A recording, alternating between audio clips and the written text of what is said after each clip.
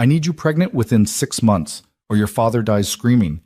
The words hung in the tobacco-scented air, like a death sentence. Aria Bennett's wrists burned against the zip ties as the warehouse lights flickered overhead, casting shadows across the face of the man who'd just bought her future.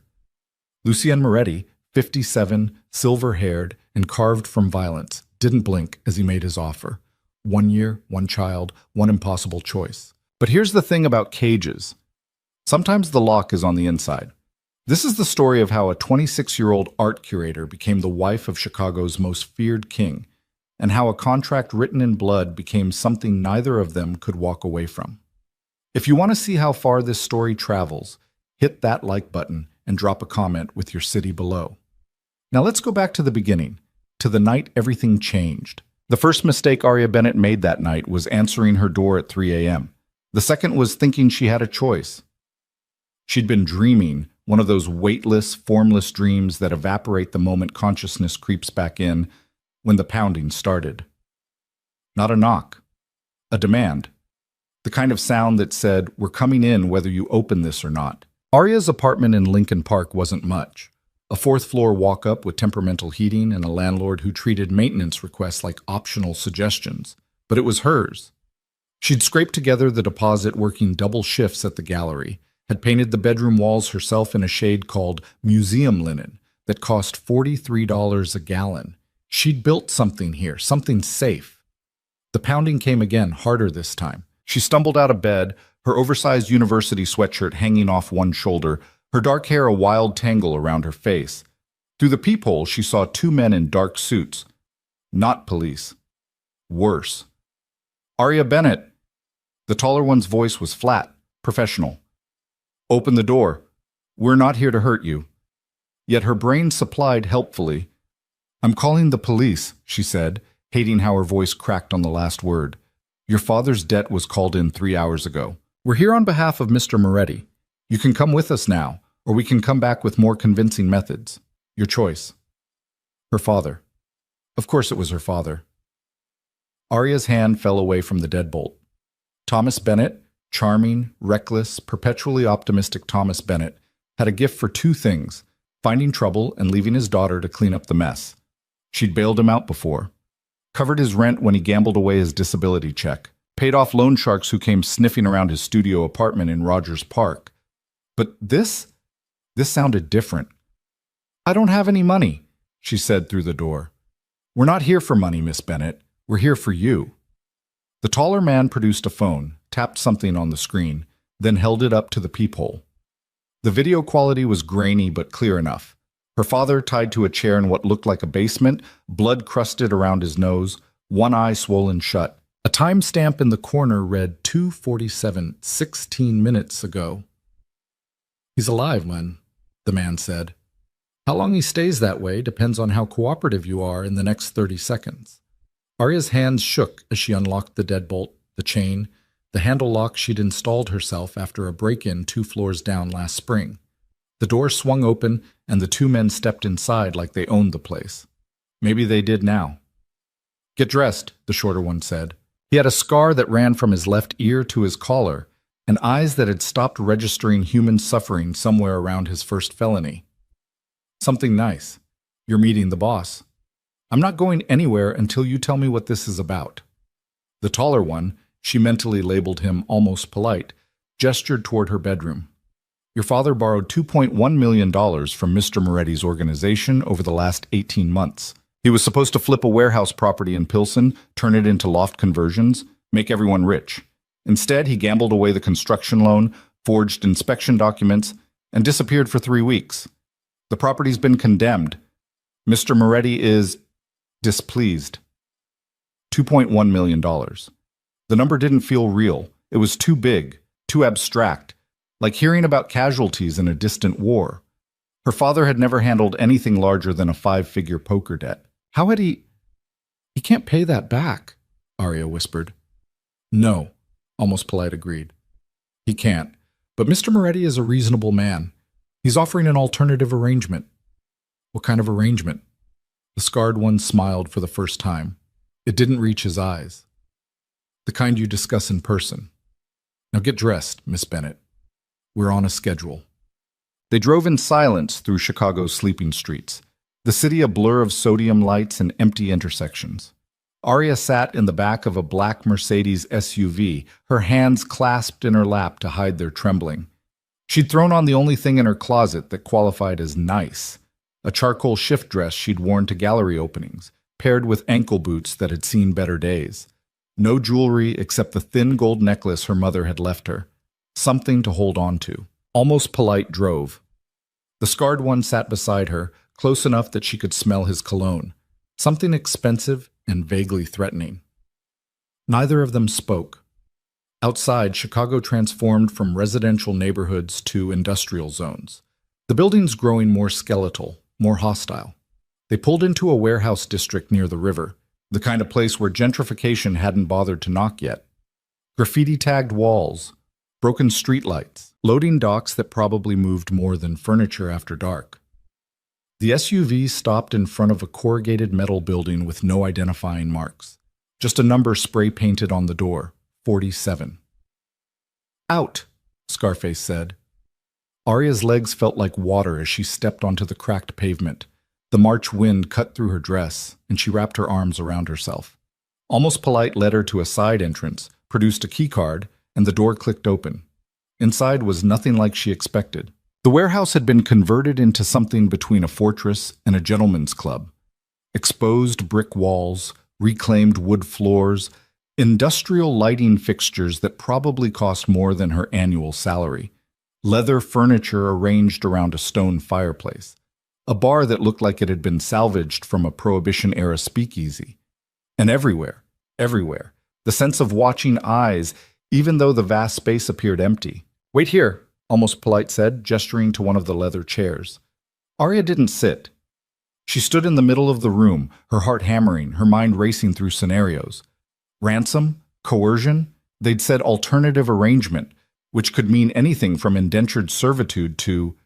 The elevator at the far end of the space dinged. Arya turned and met the man who would ruin her life. Lucien Moretti didn't look like a monster. That was the first thing that struck her. She'd built an image in her mind during the drive. Someone brutish, scarred, visibly cruel. Instead, the man who stepped out of the elevator wore a three-piece charcoal suit tailored so precisely it might as well have been armor. His hair was silver, swept back from a face that was all sharp angles and cold intelligence. 57, she remembered, Almost Polite saying, but he moved like someone decades younger, each step deliberate and controlled. His eyes, though. Those were where the danger lived, gray as lake ice in February and just as unforgiving. "Miss Bennett?" His voice was smoke and old whiskey, with an accent that suggested Italian roots buried under decades of American reinvention. "Thank you for joining us."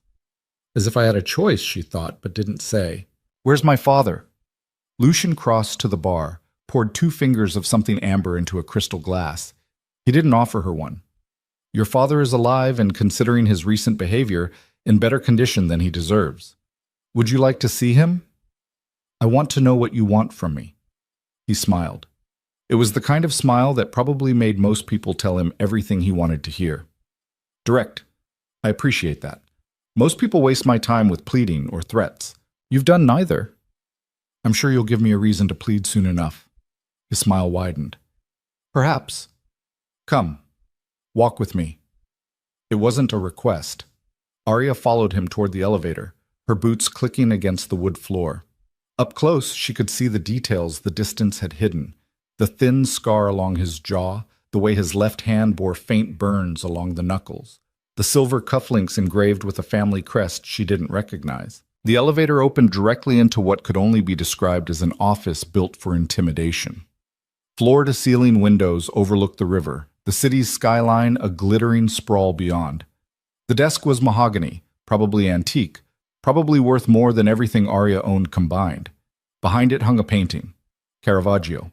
Her art history degree supplied automatically The Taking of Christ, a brutal depiction of betrayal rendered in shadow and light.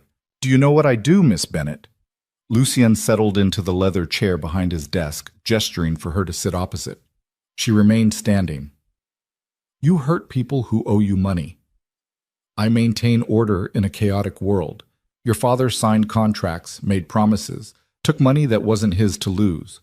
In the legitimate business world, he'd file bankruptcy, restructure, leave his creditors holding worthless paper. In my world, debts are settled in full, always. I don't have $2, 1 million. No one does, if they're honest. That's the problem with modern debt. It's become abstract. Numbers on a screen. I prefer tangible solutions. He opened a drawer, withdrew a folder, slid it across the desk toward her. Which brings us to my proposal. Arya didn't touch the folder. I'm not sleeping with you for money. Of course not. You'll be sleeping with me because you're my wife. The words landed like a physical blow. Arya actually stumbled back a step, her mind refusing to process what she'd just heard. Excuse me? Lucien leaned back in his chair, his expression unreadable. I need an heir. You need your father to live. These are compatible problems with a single elegant solution. Marry me, provide me with a child, remain in the marriage for 1 year, and your father's debt is forgiven. He walks away. You walk away. Everyone lives. You're insane. I'm practical. I've outlived 2 wives, Miss Bennet. The first died in childbirth with our daughter, who followed her 6 days later. The second was killed in a car accident 3 years into our marriage. No children. I'm 57 years old, and my doctors inform me I have perhaps 4 years remaining, if I'm fortunate. Aggressive carcinoma. It's in remission currently, but these things rarely stay buried. He said it so matter-of-factly, as if he were discussing stock portfolios rather than his own mortality. I have built an empire over 35 years, he continued. Legitimate businesses, investments, properties worth hundreds of millions. But the foundation, the structure that protects it all, requires continuity, a bloodline. Without an heir, everything I've built will be torn apart by rivals and prosecutors within 6 months of my death. I won't allow that. Then adopt. Find someone who actually wants this. I've considered traditional routes, courtship, romance. The way he said the word made it sound like a communicable disease. But I don't have time for pretense, and I have no interest in a partner who mistakes my wealth for affection. You, however, you're here because you have to be. There's honesty in that, clarity. Arya's laugh came out harsh and brittle. You want to buy a wife. I want to make a business arrangement with a woman intelligent enough to understand the terms. You'll live in comfort, want for nothing materially, and after 1 year you'll receive a settlement of $10 million. Your father's debt is erased. You're free. Except for the child you're demanding. Requesting. The child will be raised with every advantage, private schools, trust funds, protection. You can remain as involved as you wish in their life, or you can walk away entirely. That choice is yours. He made it sound so reasonable, so clinical, like they were negotiating a corporate merger instead of a human life. Arya's hands clenched at her sides. And if I refuse? Lucien's expression didn't change, but something shifted in his eyes, something that reminded her exactly who she was talking to. Then your father dies slowly and publicly, as an example to others who might consider defrauding my organization. His body will be found in pieces across 3 counties, and you... He paused, taking a slow sip of his whiskey. You'll spend the rest of your life wondering if there was something you could have done, if you could have saved him. The threat was delivered in the same calm tone he'd used to discuss his cancer diagnosis. You're a monster, Arya whispered. Yes, Lucien agreed. But I'm a monster offering you a choice. Most people in your position don't get that luxury. The folder sat on the desk between them like a loaded gun. Arya stared at it for a long moment, then reached out with shaking hands and flipped it open. Inside was a contract, because of course there was a contract, along with medical records, financial statements, and photographs. The first photo made her breath catch. Her father, cleaned up since the video, sitting in what looked like a hospital room, alive. Bandaged, but alive. He's being cared for, Lucien said quietly. I don't damage assets unnecessarily. Assets. As if her father were a piece of equipment. Arya forced herself to read the contract. It was surprisingly straightforward for something so insane. Duration? 12 months from date of marriage. Primary obligation? Conception and delivery of 1 healthy child, DNA. Testing to confirm paternity. residence, shared quarters, and Mr. Moretti's principal residence, Chicago, or other properties as needed. Conduct. Both parties agree to maintain the public appearance of a legitimate marriage. Discretion regarding the contractual nature of the arrangement is required. Termination. Upon successful delivery and completion of the 12-month term, Miss Bennett will receive a one-time payment of $10 million, full custody negotiation rights, and complete release from all obligations related to Thomas Bennett's debt. Consequences of breach. Failure to fulfill contractual obligations will result in immediate forfeiture of all benefits and reinstatement of the original debt, plus penalties. There were another 16 pages of legal language, contingencies, and clauses covering everything from infidelity, prohibited, to media exposure, forbidden, to what happened if she miscarried, medical evaluation, 3-month extension to try again. It was the most romantic thing Arya had ever read. "You've actually done this before," she said numbly. "I've learned to protect my interests. The contract is fair, Miss Bennett. Harsh, but fair. Fair would be letting my father face his own consequences. Perhaps. But you're here, which suggests you disagree with that assessment." Lucien stood, moved to the windows overlooking the city. With his back to her, he looked almost human. Almost. "I won't pretend this is anything other than what it is, a transaction, but I will make you 2 promises. First, I won't force myself on you. Conception will happen on your terms, your timeline, within the 6-month window specified. And second, I will keep you safe. From the moment you sign that contract until the moment you walk away, you will have my complete protection. In my world, Miss Bennett, that's worth more than love." Arya wanted to throw the contract in his face, wanted to tell him to go to hell, that she'd find another way, that her father's mistakes weren't her responsibility. But the words wouldn't come. Because buried under the rage and fear was a terrible pragmatic truth. She had no other way. Her father would die if she walked out of here. And maybe Lucien Moretti was a monster, but he was a monster offering her a lifeboat in the middle of a shipwreck. "I need time," she said. "You have 30 seconds. After that, my men take your father to a location I guarantee you'll never find, and we proceed with a more traditional collection process." "That's not time. That's a gun to my head." "Yes," Lucien agreed, turning back to face her. "It is. But I'm tired, Miss Bennett. I'm dying. I'm running out of patience, and I've had a very long day. So you have 30 seconds to decide. Do you sign, or do you walk away?" Arya looked down at the contract, at the photographs of her father, at the coldly elegant signature line waiting for her name. She thought about her mother, who died when Arya was 12, leaving her with a father who loved her but couldn't stop destroying himself. She thought about the life she'd built, small, safe, hers. She thought about what it would mean to give it all up, to become this man's wife in name and obligation if not affection. And she thought about living with the knowledge that she'd let her father die because she was too afraid to make a deal with the devil. "I want to see him first," she said, "before I sign. I want to see my father and know he's really alive." Lucien studied her for a long moment, then nodded. "Carlos." Almost Polite appeared so quickly, he must have been waiting just outside the door. "Sir?" "Take Miss Bennett to the medical suite. 5 minutes." Her father looked like he'd aged a decade in the weeks since she'd last seen him. Thomas Bennett sat on the edge of a hospital bed in what was clearly a professional medical facility, not some basement torture chamber. The room had monitors, IV stands, even a crash cart in the corner. A woman in scrubs was checking his blood pressure, her movements efficient and detached. "Arya?" Her father's voice cracked when he saw her. "Baby, I'm so sorry. I never meant—" "How could you?" The words came out sharper than she intended. "How could you be so reckless? $2.1 million, Dad. What were you thinking?" "I was thinking I could finally give you something." He tried to stand, but the nurse pressed him back down with a firm hand.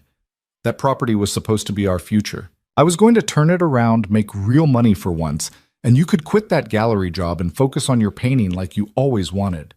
I don't paint anymore. And I like my job. And I got in over my head, and by the time I realized the inspection reports were faked, it was too late.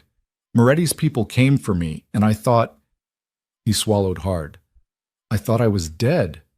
But then they said you were coming, and I thought maybe there was a way out, but Jesus, Arya, you shouldn't be here. You should run. Get as far from this as possible. It's too late for that. Her father's eyes, the same dark brown as hers, filled with tears. Whatever he's asking you to do, say no. I'm not worth it. I've never been worth it.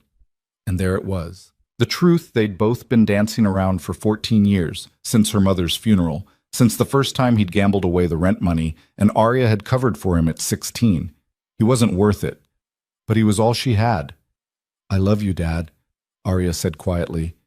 Even when I hate you for putting me in this position, I love you. So I'm going to do something incredibly stupid, and you're going to live with it. Arya, no. But she was already turning, already walking back to where almost polite Carlos waited by the door. Take me back to Mr. Moretti. I'm ready to sign. Ito. The pen felt too heavy in her hand. Lucien had produced it from somewhere. An actual fountain pen, sleek black lacquer with gold trim. The kind of thing that probably cost more than her monthly rent. I need to add a condition, Arya said. Lucien raised an eyebrow. This isn't a negotiation. Then consider it a clarification. The contract says you won't force yourself on me. I want that explicit. No sex without my consent. Not in 6 months. Not ever. If I can't get pregnant naturally on terms we both agree to, we explore medical alternatives. But my body is mine until I decide otherwise. Something flickered in Lucien's expression. Surprise, maybe, or amusement. You're establishing boundaries with a man who could have you killed for inconvenience. You're a businessman. You said so yourself. This is a business arrangement, which means both parties have rights. I'm stating mine clearly so there's no confusion later. For a long moment, Lucien said nothing. Then he took the contract, produced his own pen, and added a handwritten clause at the bottom of page 3. Conception will occur through mutually consensual relations, or if unsuccessful within the 6-month window, through medical intervention, IVF, etc., to be determined by mutual agreement. At no time will physical coercion be employed. He initialed it, slid the contract back to her. Anything else, Miss Bennett? Arya scanned the pages one more time, looking for loopholes, traps, anything that might give her leverage later. But Lucien Moretti hadn't built an empire by leaving exploitable gaps in his contracts. This was airtight. She signed her name. The pen made a soft scratching sound against the paper, and with each letter, Arya felt her old life falling away. The gallery, her apartment, the quiet routine she'd built, all of it gone, traded for a year in hell with a man who looked at her like she was a problem to be solved. Lucien countersigned below her name, dated it. Then he pressed a button on his desk, and a woman appeared, lawyer, Arya assumed, based on the briefcase and the expression that suggested she'd seen too many contracts just like this one. Witness, Lucien said simply. The woman signed, stamped the document with a notary seal, and just like that, Arya Bennett became someone's contractual wife. We'll marry in 2 weeks, Lucien said, tucking the contract into a safe behind the Caravaggio. City Hall, minimal witnesses. I'll have my people prepare the necessary documentation. In the meantime, you'll move into my residence in Gold Coast. A room has been prepared for you. I have a job, a lease. Your lease will be terminated, compensated at 3 times the buyout fee. As for your job, he tilted his head, considering. Do you enjoy it? The question caught her off guard. Yes, I love it. Then keep it. I have no interest in making you miserable, Miss Bennett. Bored, perhaps. Frustrated, certainly. But not miserable. You'll need something to occupy your time during the day, and I find that women with purpose are significantly less troublesome than those with too much idle time. How modern of you. I'm adaptable. He stood, signaling the meeting's end. Carlos will take you to your apartment. Pack what you need for tonight. Tomorrow, a team will handle the rest. You'll be moved into your new quarters by evening. Just like that. Just like that. Lucien moved toward her, and Arya forced herself not to step back. He was taller than she'd realized, at least 6'2", and up close she could see the faint lines around his eyes. The evidence of someone who'd lived a lot of life, most of it hard. You made a choice tonight, Miss Bennett, a pragmatic choice that saved your father's life and bought you a future. I respect that. What happens next depends entirely on how you handle the hand you've been dealt. He extended his hand. Arya stared at it for a moment, then shook it. His grip was firm, warm, utterly controlled. "Welcome to the family," Lucian said. And despite everything, despite the contract and the coercion and the absolute insanity of what she'd just agreed to, Arya heard something in his voice that almost sounded like sincerity. The drive back to her apartment passed in a blur. Carlos didn't try to make conversation, which Arya appreciated. She sat in the back seat, her mind careening between panic and an eerie sense of calm. She'd just signed away a year of her life, agreed to have a child with a stranger, become collateral in a deal her father had made with the devil. And yet, there was something almost liberating about it. She'd spent her entire adult life making careful, measured decisions, safe choices. Build a career, pay the bills, don't take unnecessary risks. And where had it gotten her? A fourth-floor walk-up and a father who kept finding new ways to need saving. At least this way, she'd taken control of something, made a choice, even if all the options were terrible. Carlos walked her to her door, waited while she unlocked it, then stationed himself in the hallway. "Pack light tonight," he said. "The rest can wait until tomorrow." Inside, her apartment looked exactly as she'd left it, frozen in the moment before her life imploded. Coffee mug in the sink, book splayed open on the arm of the couch, the heating system ticking its familiar metallic rhythm. Arya moved through the space like a ghost, pulling a duffel bag from her closet and filling it with necessities. Toiletries, a few changes of clothes, the photograph of her mother she kept on her nightstand. The gold necklace was already around her neck. She paused at her closet, staring at the collection of dresses and blazers she'd accumulated for gallery events. Would she need those anymore? Would anything from her old life translate to whatever came next? Her phone buzzed. A text from an unknown number. "Your new number, effective immediately. All other phones will be deactivated tomorrow. Memorize this. LM." Of course he'd already changed her number. Of course he'd thought of everything. Arya saved the contact as husband with a bitter laugh, then finished packing. 20 minutes later, she was back in the Mercedes, watching her neighborhood disappear through the tinted windows. "Where are we going?" she asked Carlos. "Home," he said simply. Lucien Moretti's home turned out to be a limestone mansion in Gold Coast that probably had its own zip code. The gate alone looked like it could withstand a military assault. Beyond it, a circular driveway wound through manicured grounds toward a building that seemed to have absorbed every architectural excess of the Gilded Age. Soaring columns, ornate stonework, enough windows to stock a glass factory. "Jesus," Arya muttered. "Mr. Moretti prefers to maintain a certain standard," Carlos said, and she caught the faintest hint of amusement in his voice. Inside was somehow even more overwhelming. Marble floors, a chandelier that belonged in Versailles, staircases that curved in opposite directions like something from a movie set, and everywhere that same sense of meticulous control she'd felt in the warehouse. Nothing out of place, nothing left to chance. A woman in her 60s appeared from somewhere, her gray hair pulled into a severe bun, her expression professionally neutral. "Miss Bennett, I'm Constance Walsh, house manager. If you'll follow me, I'll show you to your quarters." Quarters. Not your room, as if Arya were a soldier being assigned barracks. They climbed one of the staircases, moved through hallways lined with art that made Arya's gallery look like a yard sale, and finally stopped at a set of double doors. "Your suite," Constance said, opening them. Suite was an understatement. The space was larger than Arya's entire apartment.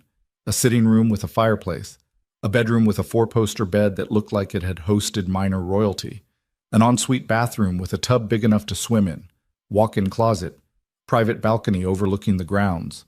It was beautiful. It was a cage. "Mr. Moretti's suite is at the end of this hallway," Constance continued, her tone carefully neutral. "You won't be disturbed tonight. Breakfast is served at 7 in the morning room, though you're welcome to request something earlier if needed. Is there anything else?" "Where's my father?" "Being transferred to a private care facility. Mr. Moretti felt it was prudent to ensure he receives proper medical attention for his injuries. You'll be able to visit once he's settled, likely in the next day or two." "Of course. Keep Thomas Bennett comfortable and monitored. Make sure he can't run or talk to the wrong people." "Smart." "Thank you," Arya said, because what else was there to say? Constance left, and Arya was alone. She stood in the middle of the sitting room, her duffel bag still clutched in one hand, and felt the full weight of what she'd done settle over her like a physical thing. 1 year. She could survive 1 year. She'd survived her mother's death, survived raising herself while her father spiraled, survived every small betrayal and disappointment that came from loving someone who couldn't quite love himself. This was just another test, another challenge to get through. Arya dropped the duffel bag, walked to the balcony doors, and stepped outside. The city sprawled below her, lights twinkling in the darkness like false stars. Somewhere out there was her old apartment, her old life, the person she'd been 6 hours ago. That Arya seemed impossibly distant now, like a character from a book she'd read years ago. This Arya, the one standing on a billionaire's balcony, contractually obligated to produce an heir, was someone new, someone she'd have to learn to be. Behind her, she heard the suite door open. She turned, expecting Constance with extra towels or some other domestic concern. It was Lucian. He changed out of the three-piece suit into something more casual. Dark slacks, a white shirt with the sleeves rolled to his elbows, revealing more of those burn scars on his hands. He carried 2 glasses and a bottle of wine that probably cost more than her car. "I thought you might need this," he said, setting them on the balcony table. "It's been a long night." Arya eyed the wine suspiciously. "Are you trying to get me drunk?" "I'm trying to establish a baseline of civil interaction. We're going to be living in the same house for the next year, Miss Bennet. We can either make that tolerable or miserable. The choice, as always, is yours." He poured 2 glasses, a deep red that caught the light like liquid rubies, and handed her one. Arya took it, sipped. It was predictably the best wine she'd ever tasted. They stood in silence for a moment, 2 strangers bound by contract and desperation, watching the city breathe below them. "Why me?" Arya asked finally. "You could have any woman you wanted. Someone who'd actually want this." "Want is complicated," Lucian said. "Want comes with expectations, emotions, the potential for messiness. You, on the other hand, are here because you made a rational choice under impossible circumstances. There's purity in that, clarity. You keep using that word. Clarity. As if kidnapping someone's daughter and forcing her into marriage is somehow transparent. I didn't force you. I presented options, and you selected the one that served your interests. That's not force. That's negotiation." Arya laughed, a harsh, brittle sound. "You're insane if you actually believe that." "Perhaps. Or perhaps I've simply lived long enough to understand that everyone has a price. The only difference between us, Miss Bennet, is that I'm honest about mine." He finished his wine in one long swallow, set the glass down. "Sleep. Tomorrow, we begin the actual work of making this arrangement functional. You'll need your strength." Then he was gone, leaving Arya alone with the city and her thoughts. She stood on the balcony for a long time after that, watching the lights, feeling the cool March wind cut through her dress. Somewhere in the house, Lucien Moretti was probably already asleep, his conscience as clear as his contract. And Arya? She went back inside, locked the doors, and finally let herself cry, not for what she'd lost, but for what she was about to become. End of part 1. Morning came too fast and too bright. Arya woke to sunlight streaming through windows she'd forgotten to cover, her body stiff from sleeping in her clothes on top of the duvet. For one blissful, disoriented moment, she thought she was back in her apartment, that the entire previous night had been some fever dream brought on by bad takeout and exhaustion. Then she saw the room. The memory crashed back in waves. The contract, her father, Lucien Moretti's cold gray eyes, as he'd handed her a glass of wine and called their arrangement clarity. Her phone, the new one, showed 6:47 a.m. 13 minutes until breakfast, which apparently happened whether she wanted it or not. Arya dragged herself to the bathroom, caught sight of her reflection in the mirror, and nearly didn't recognize the woman staring back. Dark circles under her eyes, hair a tangled mess. Still wearing yesterday's dress, now wrinkled beyond redemption. She looked like exactly what she was, someone who'd sold herself and was trying to figure out how to live with it. The shower helped. Hot water, pressure that could strip paint, and enough expensive products lining the shelves to stock a department store. Arya stood under the spray for longer than necessary, letting the heat unknot the tension in her shoulders, trying to scrub away the feeling that she'd woken up in someone else's life. When she finally emerged, wrapped in a towel that was somehow both impossibly soft and impossibly heavy, she found that someone had been in her room. Her duffel bag had been unpacked. Her clothes hung in the closet alongside things she definitely hadn't brought. New dresses, blazers, even shoes in her exact size. On the bed lay a simple outfit: black slacks, a cream silk blouse, understated gold jewelry. A note in precise handwriting. For breakfast. You're not a prisoner, but first impressions matter in this house. That. C.W. Constance Walsh, clearly. The house manager who probably knew more about Lucian Moretti's secrets than anyone who wasn't actively committing crimes for him. Arya dressed in the provided clothes, hating how perfectly they fit, hating even more how good they looked. The woman in the mirror now could have been anyone. Some Gold Coast socialite, a lawyer's wife, a woman who'd chosen this life instead of having it chosen for her. She applied minimal makeup, pulled her hair into a low ponytail, and went to find breakfast. The house was even more labyrinthine in daylight. Arya got lost twice before finally locating what Constance had called the morning room, a sun-drenched space with floor-to-ceiling windows overlooking a garden that probably required a full-time staff to maintain. A table was set for two, laden with enough food to feed a small army: fresh fruit, pastries, eggs, bacon, what looked like homemade granola. Lucian sat at the head of the table reading a newspaper, an actual physical newspaper, because apparently he was committed to every wealthy old man stereotype, and drinking coffee from a delicate porcelain cup. He looked up when she entered. "Good morning, Miss Bennet. I trust you slept well." It wasn't really a question. "I've had better nights," Arya said, sliding into the chair across from him. "And it's Mrs. Moretti now, isn't it? Or will be in 2 weeks. Might as well start practicing." Something flickered in his expression. Amusement, maybe. "Technically, you're still Miss Bennet until the ceremony, but I appreciate the commitment to accuracy." He folded the newspaper, set it aside. "Coffee? Please." He poured from a silver carafe with the ease of someone who'd done this 1,000 times. The coffee was perfect, of course. Rich and dark without being bitter, probably sourced from some single-origin farm in Colombia that tourists had never heard of. Arya took a long sip, felt the caffeine start to work its magic. "So what happens now?" "Now we establish routine.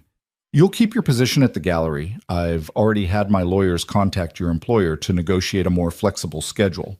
You'll need time for appointments, dress fittings, medical consultations, prenuptial counseling if you feel it's necessary, though the contract supersedes anything a counselor might suggest." How thoughtful. "I'm pragmatic, not cruel. You'll also need to be seen with me publicly. Dinners, charity events, the occasional social obligation. My associates need to believe this is a legitimate union, which means we'll need to develop at least a working rapport." Arya stabbed a piece of melon with more force than necessary. "And the rest of it? The actual purpose of this whole arrangement?" "You mean conception?" Lucian said it like he was discussing quarterly earnings. "We have 6 months per the contract. I see no reason to rush. You need time to adjust, and frankly, forcing the issue would be counterproductive. Stress impacts fertility." How romantic. Romance has nothing to do with this. He leaned back in his chair, studying her with those unsettling gray eyes. But comfort does. Trust, to whatever limited degree we can manage it. "You signed a contract, Miss Bennet, but I'm not interested in a resentful, miserable wife. That serves neither of us." "So what? We're supposed to pretend to like each other until I'm comfortable enough to sleep with you? I'm suggesting we find a way to coexist that doesn't involve daily warfare. Whether that leads to genuine comfort or merely professional tolerance is up to you." Arya set down her fork, met his gaze directly. "Let me be very clear about something, Mr. Moretti. I will fulfill the terms of our contract. I will appear with you publicly. I will live in this house, and when the time comes, I will do what's necessary to produce your heir. But I will never, never pretend that this is anything other than what it is. A transaction. You bought a womb and a year of my life. You don't get my affection as a bonus." For a long moment, Lucian said nothing. Then, unexpectedly, he smiled. "Good." "Good? I don't trust people who tell me what they think I want to hear. You're angry, you're honest about it, and you're drawing boundaries. That's infinitely more useful than false compliance." He stood, buttoned his suit jacket. I have meetings until early evening. Carlos will be available if you need anything, and Constance will show you the rest of the house. Your father has been moved to North Shore Recovery. It's a private facility in Winnetka. You can visit this afternoon if you'd like. I would. I'll have Carlos drive you. 2:00. He moved toward the door, then paused. One more thing. There's a study on the second floor north wing. It's yours if you want it. I noticed you didn't pack any art supplies, but I thought you might appreciate the space. The light is good. Then he was gone, leaving Arya alone with her coffee and the distinct sensation that she'd just been outmaneuvered without quite understanding how. The walk to North Shore Recovery took 45 minutes through Chicago's northern suburbs, the landscape gradually shifting from urban density to tree-lined streets and sprawling estates. Arya sat in the back of the Mercedes, watching wealth accumulate in the form of bigger houses and better landscaping, and tried not to think about the fact that she now lived in a world where private recovery facilities were just an accepted part of the infrastructure. Carlos pulled up to a building that looked more like a luxury hotel than a medical center. All glass and modern architecture with grounds that could have hosted a wedding. "I'll wait here," Carlos said, which Arya was starting to understand meant I'll stand guard and make sure nothing goes wrong. Inside, a receptionist directed her to the third floor, where her father had been given a private room with a view of the gardens. She found him sitting up in bed, looking significantly better than he had in the warehouse. The swelling around his eye had gone down, and someone had cleaned him up, given him fresh clothes. "Arya," his voice broke on her name. "I didn't think you'd actually come." "Of course I came." She settled into the chair beside his bed, noticed the IV in his arm, the monitors tracking his vitals. "How are you feeling?" "Like I've been beaten half to death by professionals." He attempted a smile. It didn't quite land. "But they're taking good care of me, better than I deserve. The doctors say another week and I can go home." "About that." Arya took a breath. "Your apartment's been paid through the end of the year. After that, you're moving to a smaller place in Evanston, 1 bedroom, rent covered. Moretti's people will set it up. You'll also have a monthly allowance, enough to live on if you're careful." Thomas stared at her. "He's doing all this?" "It's in the contract. Terms of my agreement." She couldn't quite bring herself to say marriage yet. "As long as you don't gamble, don't take out any more loans, and basically don't do anything stupid for the next year, you're free." "And if I do?" "Then the deal is void, and we both suffer the consequences. So please, Dad, for once in your life, just don't." Her father's eyes filled with tears. "What did you have to promise him?" Arya looked away, focused on the garden outside the window. "Everything he asked for." "Baby, no, you can't." "It's done. I signed the papers. We're getting married in 2 weeks, and in a year, I walk away with enough money to never have to worry about bailing you out again." She turned back to him, and she knew her expression was hard, knew she probably looked like a stranger. "This is the last time, Dad. The absolute last time I clean up your mess. After this, you're on your own." Thomas Bennett had never been good at accepting responsibility. He'd spent Arya's entire life finding ways to deflect, rationalize, explain away his failures as bad luck or timing or other people's malice. But something in her voice must have finally broken through, because he didn't argue. He just nodded, tears streaming down his face. "I'm sorry," he whispered, "for all of it. For your mother, for every time I let you down. For this. I'm so goddamn sorry, Arya." "I know." And she did. That was the worst part, knowing he was genuinely sorry, that he hated himself for his weakness, but that none of it would change the pattern. "Just get better. Stay clean. That's all I need from you." She stayed for another hour, making small talk about the facility, the food, the physical therapy he'd need for his ribs. Normal conversation, as if they were normal people dealing with normal problems. When she finally left, her father was dozing, and Arya felt the familiar cocktail of love and frustration that had defined their relationship for as long as she could remember. Carlos was exactly where she'd left him, leaning against the Mercedes with the casual alertness of someone who'd been in security for decades. "Everything all right?" he asked. "Define all right." The corner of his mouth twitched. "Fair enough. Where to?" "The gallery. I need to talk to my boss. The Chicago Institute of Contemporary Art. occupied a renovated warehouse in the West Loop, all exposed brick and industrial chic. Arya had worked there for 3 years, starting as a docent and working her way up to assistant curator. It wasn't glamorous, the pay was barely livable, and the hours were punishing, but she loved it. Loved the art, the artists, the way each exhibition felt like telling a new story. She found Marcus Chen, the director, in his office, surrounded by grant applications, and looking like he'd aged 5 years since she'd seen him last week. "Arya, thank God, I was about to call you." He stood, gesturing her to a chair. "I got the strangest phone call this morning from a law firm claiming to represent your husband?" "Fiancé. Technically, it's complicated." Marcus's eyebrows climbed toward his hairline. "You're getting married? Since when?" "Since approximately 18 hours ago. Long story, most of it awful, none of it particularly relevant to my job performance." Arya folded her hands in her lap, trying to project confidence she absolutely didn't feel. "The short version is, I need a more flexible schedule for the next year. The lawyers were supposed to work that out." "They worked it out all right. They offered to triple your salary in exchange for reducing you to part-time consulting." Marcus leaned back in his chair, studying her with the same intensity he applied to evaluating new acquisitions. "Arya, what the hell is going on? Who are you marrying?" She couldn't tell him the truth, couldn't explain about the contract or the debt or the fact that she was essentially being paid to produce an heir for one of Chicago's most dangerous men.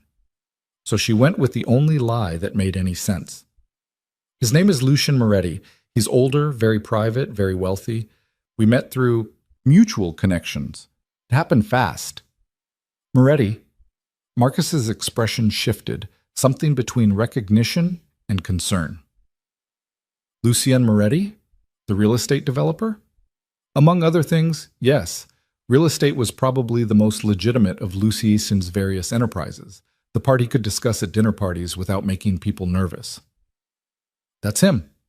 "Jesus, Arya, I've seen his name on donor lists. He's funded half the arts organizations in this city." Marcus shook his head slowly. "And now he's your fiancé. I don't even know what that is." "It's temporary," Arya said before she could stop herself. Then, realizing how that sounded, she amended. "I mean, the flexible schedule is temporary. Obviously, the marriage isn't. I just need some accommodation while we're getting settled." Marcus didn't look convinced, but he was too professional to press. "The offer's generous, more than generous. You'd still maintain your current projects, just with reduced in-office hours. We can make it work." "Thank you." "Don't thank me. Thank your incredibly wealthy fiancé, who apparently thinks nothing of throwing money at problems." He paused. "Are you happy, Arya? Because you don't look happy." She thought about lying. Thought about painting on a smile and saying all the right things about love and commitment and exciting new chapters. But this was Marcus, who'd hired her when she had zero experience, who'd fought for her promotion when the board wanted someone with an Ivy League pedigree, who'd covered for her every time her father's emergencies had made her late or distracted. "Ask me in a year," she said quietly. Marcus nodded like that made perfect sense, which maybe it did. "The offer stands, part-time, triple salary, whenever you're ready to start. And Arya, if you need anything, and I mean anything, you call me. Understood?" "Understood." She left the gallery feeling oddly hollow, another piece of her old life restructured, bent to fit the new reality. How many more would there be before she didn't recognize herself at all? The next week passed in a blur of preparations that felt simultaneously surreal and mundane. Dress fittings at a boutique where the owner greeted Lucien by name and didn't bat an eye when he requested something elegant, not bridal, for Arya. Medical appointments where doctors asked invasive questions about her cycle and family history while Lucian sat in the waiting room reading financial reports.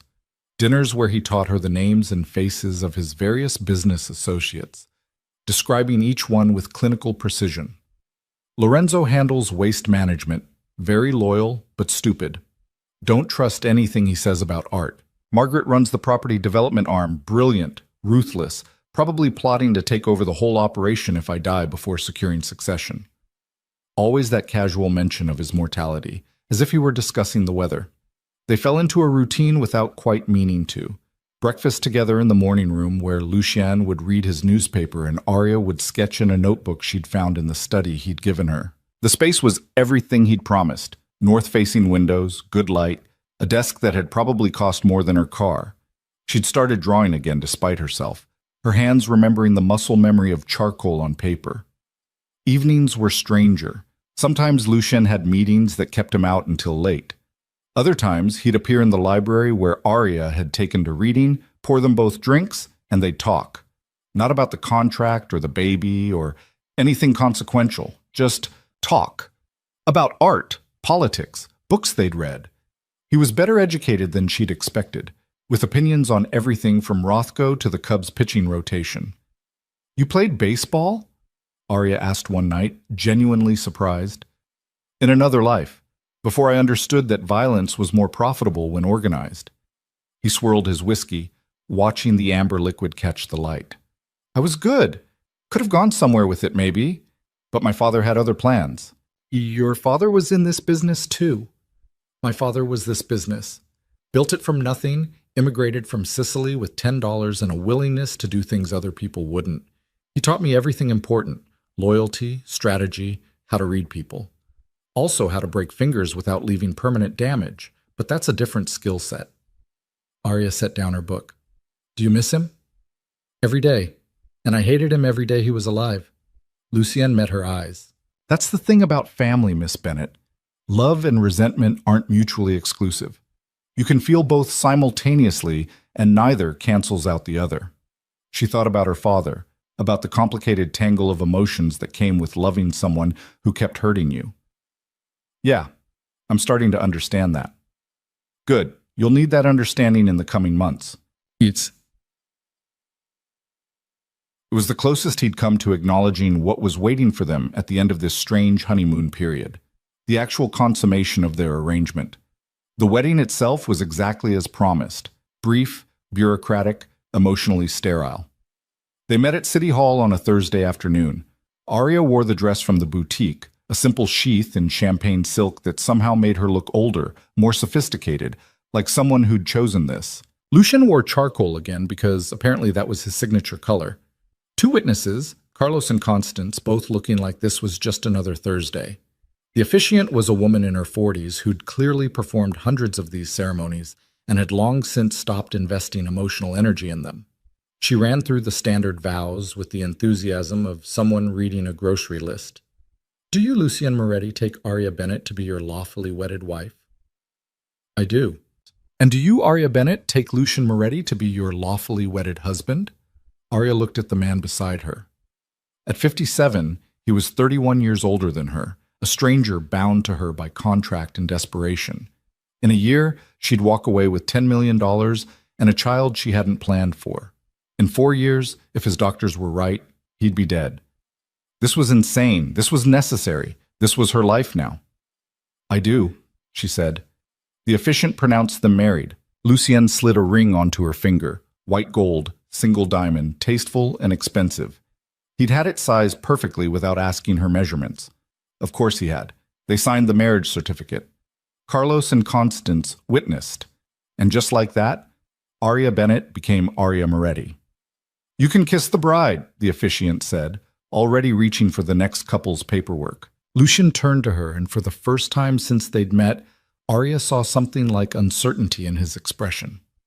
He was waiting for permission, she realized, following the boundary she'd set that first night. Arya tilted her face up, closing the distance between them. The kiss was brief, chaste, utterly devoid of passion. His lips were warm and dry against hers, and the whole thing lasted maybe 3 seconds. But something shifted in that moment, some final acknowledgement that this was real, that they'd crossed a line neither of them could uncross. When he pulled back, Lucien's eyes held something new. Not warmth, exactly, but recognition. "Mrs. Moretti," he said quietly. "Mr. Moretti," she replied. And that was it. They were married. The reception was even stranger than the ceremony. Lucien had arranged a dinner at Alinea, the kind of restaurant where reservations required months of planning and a willingness to spend more on one meal than most people spent on rent. The private dining room could seat 20, but there were only 8, Arya and Lucien, Carlos and Constance, and four of Lucien's closest associates. Lorenzo, the waste management guy who was loyal but stupid. Margaret, the property developer who was brilliant and ruthless. A man named Vincent who handled security and had the dead eyes of someone who'd seen too much violence. And Elena, Lucien's attorney, who'd witnessed the original contract and looked at Arya with something between pity and respect. They toasted the happy couple, ate 17 courses of molecular gastronomy that was more art than food, made polite conversation about everything except what this marriage actually was. Arya played her part perfectly, smiled at the right moments, touched Lucien's hand when it seemed appropriate, let him rest his palm at the small of her back when they stood for photographs that would probably end up in some society column she'd never read. To anyone watching, they were exactly what they appeared to be. A young woman who'd married well, and an older man who'd found himself a beautiful wife. The lie was so smooth it almost felt true. "You're good at this," Elena murmured during a lull in conversation. She was a striking woman in her early 50s, with silver-streaked black hair and the kind of bone structure that made aging look aspirational. "Good at what?" "Playing the role. I've seen a lot of marriages in this world, honey. Most of them are business arrangements of one kind or another. But the successful ones are the ones where both parties commit to the performance." She sipped her wine, her gaze sharp. "You're committed. That's good. Lucien needs someone strong. Is strong or compliant? If he wanted compliant, he would have found someone decades ago. He wants strong. He just doesn't fully understand why yet." Elena set down her glass. "Can I give you some advice? Can I stop you?" That earned a genuine laugh. "I like you. Here's the thing about Lucien Moretti. He's brilliant, he's dangerous, and he's absolutely convinced he's going to die before he finishes what he started. That makes him focused and reckless in equal measure. He'll push you because he doesn't have time to be gentle. He'll test you because he needs to know you won't break. And underneath all of that, he's just a man who's terrified of dying alone." Arya glanced across the table where Lucien was deep in conversation with Vincent, his expression animated in a way she rarely saw. "He told me he doesn't believe in love." "He doesn't, but he believes in legacy, in leaving something behind that matters. That's why he needs an heir, and that's why he chose you specifically." "Because I was convenient?" "Because you're a survivor. He saw that the first night when you negotiated terms instead of begging for mercy. He respects that. Hell, I think it might be the closest he gets to attraction." Elena stood, smoothed her dress. "Make him work for it, honey. Don't give him anything he hasn't earned. Men like Lucien need to believe they've conquered something, or they lose interest." Then she drifted away, leaving Arya with the distinct impression that she'd just been given the keys to a kingdom she didn't want. They returned to the Gold Coast mansion near midnight. Arya's feet ached from the heels she'd been wearing for 8 hours, and her face hurt from smiling. She kicked off the shoes the moment they stepped inside, felt the cool marble beneath her bare feet. "Thank you," Lucien said. Arya turned to him. "For what?" "For tonight. For playing your part convincingly. My associates needed to believe this was legitimate, and you gave them no reason to doubt." He loosened his tie, and the gesture was so casually intimate it caught her off guard. "I know this isn't what you would have chosen, but you're handling it with more grace than I expected." "Did you expect me to break down crying during the ceremony?" "I expected you to run. Most people would have found a way out by now, gone to the police, contacted a lawyer, something. But you haven't. You're honoring the contract even though every instinct probably tells you to flee."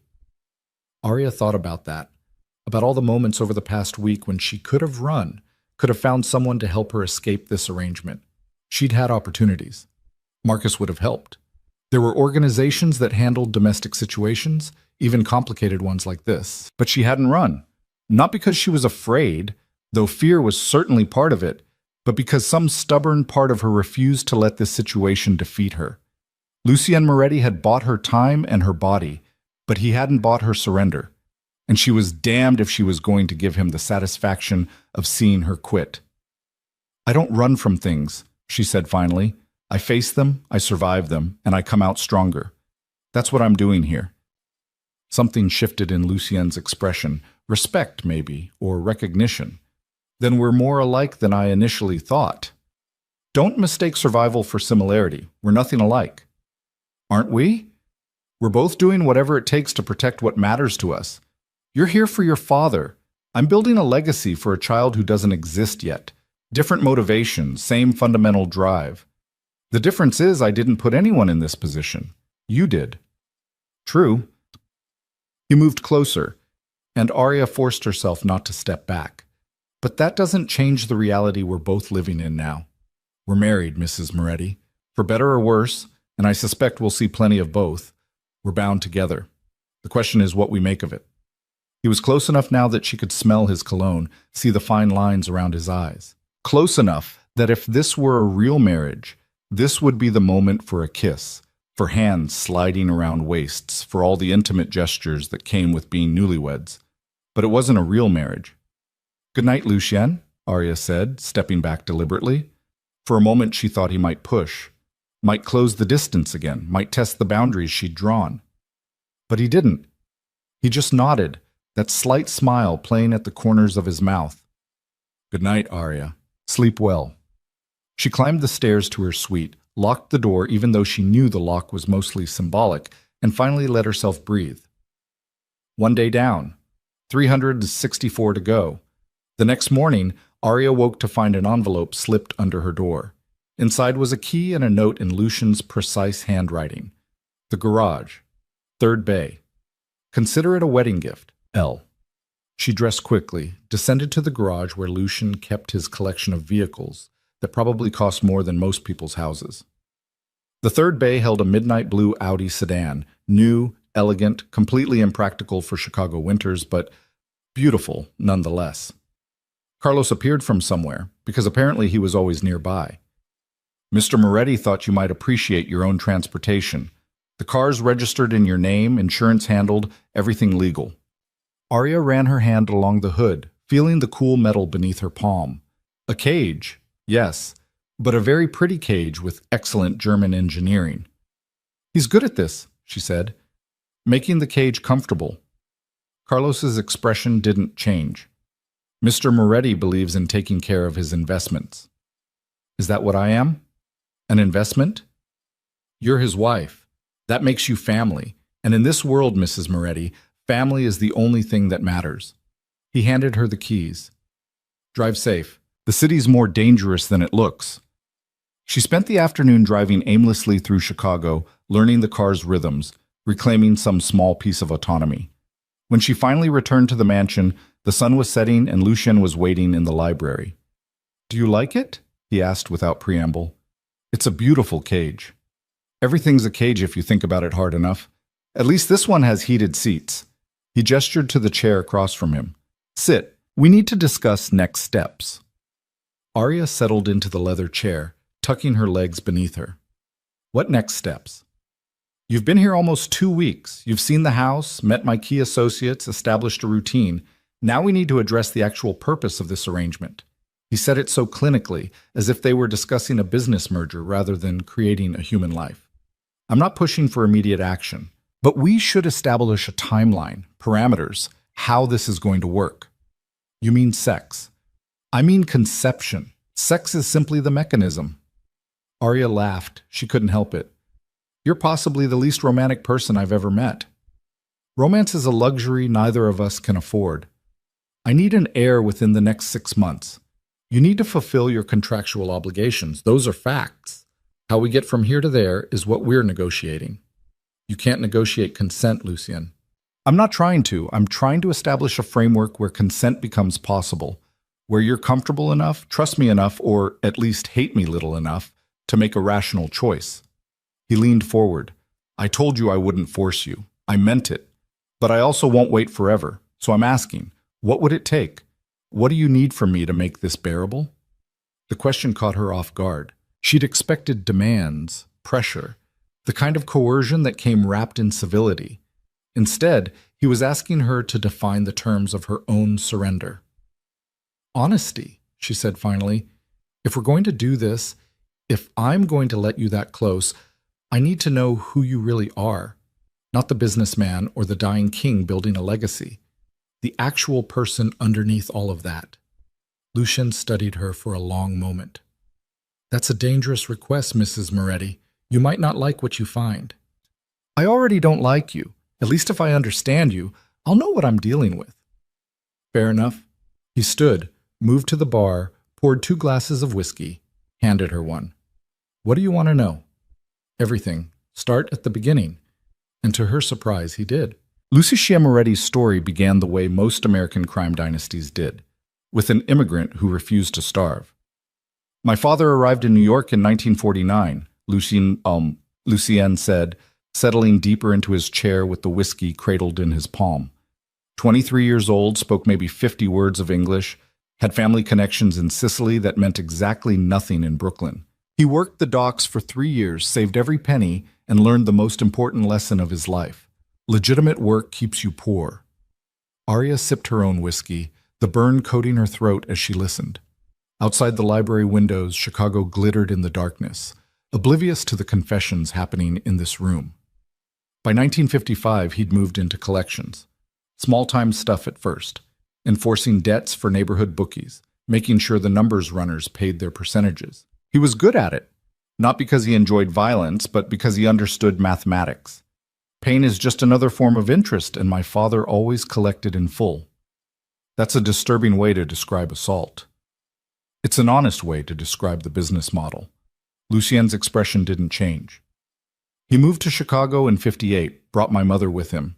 She was pregnant with my older brother, Marco. I came along 2 years later, and by then, my father had established himself as someone you didn't cross. He ran protection rackets, controlled the garbage contracts for half the city, had his fingers in every construction project south of the Loop. And you grew up in that world. I grew up in 2 worlds. During the day, we were a respectable Italian family in Cicero. My mother went to church. My father owned a waste management consulting firm. And we had Sunday dinners with my grandmother who refused to learn English on principle. At night, he paused, swirling his drink. At night, my father taught us the family business. Marco was the golden child, the heir apparent. I was the spare, the one who'd handle logistics and strategy, while Marco provided the charisma and muscle. There was something in his voice when he mentioned his brother, something raw that he couldn't quite bury beneath the clinical detachment. What happened to Marco? Arya asked quietly. Lucien's jaw tightened. We'll get there. Let me finish the foundation first. He stood, moved to refill his glass even though it was still half full. The movement gave him an excuse not to look at her. I was good at school. Better than my father expected, better than Marco, who barely graduated high school. I went to Northwestern, studied economics and political science, and my father tolerated it because he thought I'd come back with useful skills. He was right, in a way. I learned how to launder money through legitimate businesses, how to structure organizations to insulate leadership from prosecution, how to read balance sheets and find the weaknesses. You were building the empire's foundation. I was turning my father's street-level operation into something that could survive scrutiny. By the time I graduated in 1990, we'd diversified: real estate development, restaurant supply chains, private security firms, all legitimate on paper, all providing cover for the traditional revenue streams. My father hated it at first, thought I was going soft, losing the edge that made us dangerous. But when the FBI started their big organized crime push in the mid-90s, we were insulated. Our competitors went to prison. We thrived. Arya watched him carefully, noting the way his shoulders had tensed, how his free hand kept touching the burn scars on his knuckles. And Marco? Marco ran the street operations, collections, enforcement, the parts of the business that still required a visible threat. He was good at it, charismatic enough that people wanted to please him, violent enough that they feared disappointing him. We made a good team for almost 20 years. I handled the money and strategy. He handled the people and perception. Our father died in 2003, and we inherited everything together. Equally? Technically, yes. Practically, I controlled more because I understood more. Marco didn't care as long as he got to play the king. He liked the attention, the respect, the fear. I preferred the shadows. Lucien finally turned back to face her, and his expression was harder now, colder. In 2008, we had a problem. One of our partners in the Teamsters was skimming. Not much, maybe 50,000 over 6 months, but enough that it couldn't go unanswered. Marco wanted to handle it personally, make an example. I told him it was a bad idea, that we had systems for this kind of thing, people who handled problems quietly. He didn't listen. He never listened when his pride was involved. He took 2 of his guys, went to the partner's house in Naperville, and beat him to death in front of his wife and daughter. Lucian's voice was flat, emotionless, as if he were reciting someone else's story. The wife called the police. The daughter identified Marco in a lineup. We had judges and prosecutors on the payroll, but this was too public, too messy. The media picked it up. Suddenly, we weren't respectable businessmen anymore. We were the mob. Arya felt something cold settle in her stomach. What did you do? I did what I always did. I fixed it. Got Marco out on bail, prepared to bury the case in procedural delays and witness intimidation. It would have worked too, except Marco decided he was untouchable, started getting sloppy, trusting the wrong people, making promises he couldn't keep.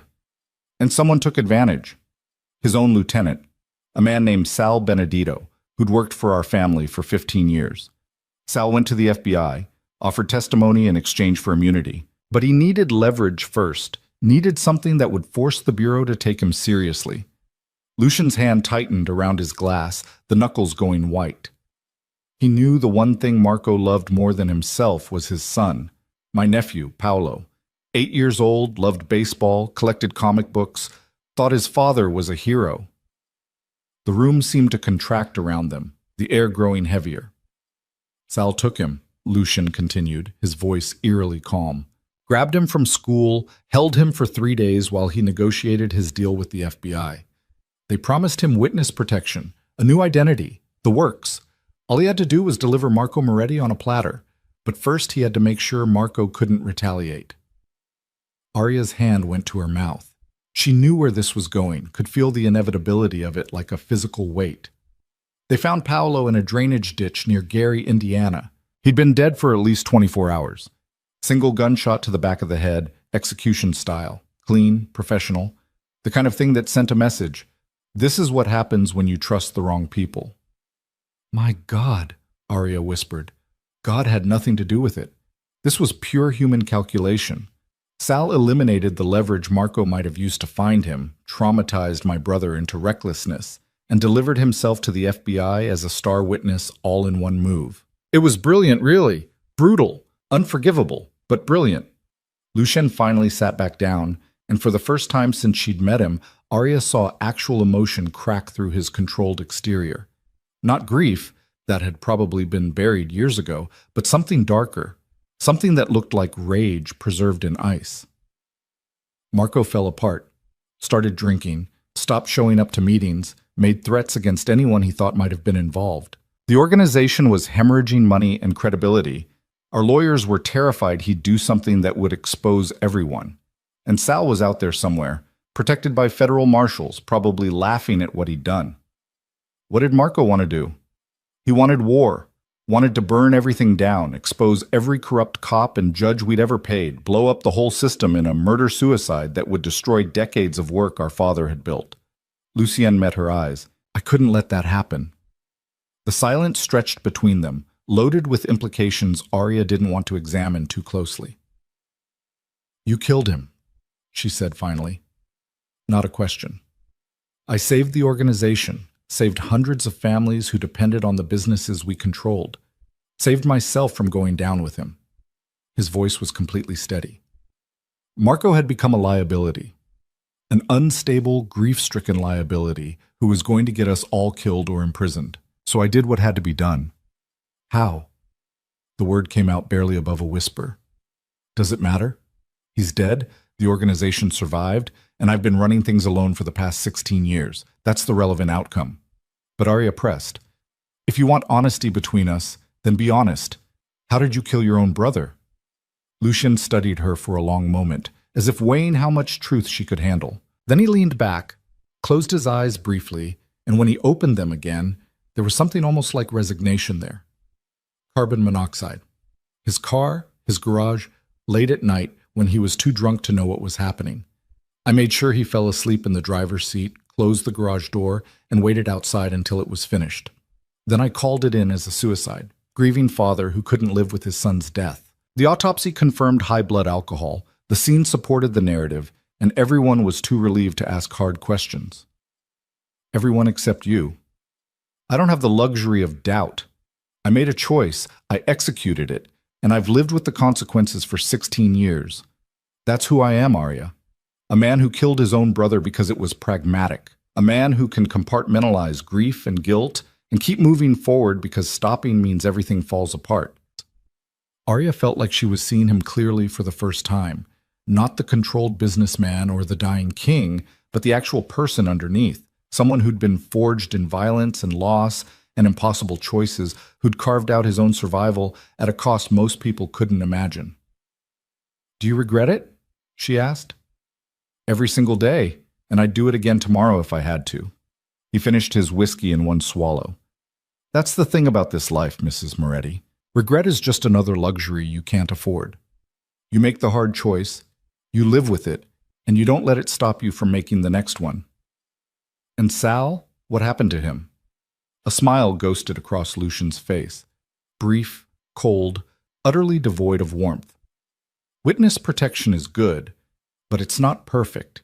It took me 9 years, but I found him. Living in Oregon under a new name, working at a hardware store, married to a woman who had no idea who he'd been.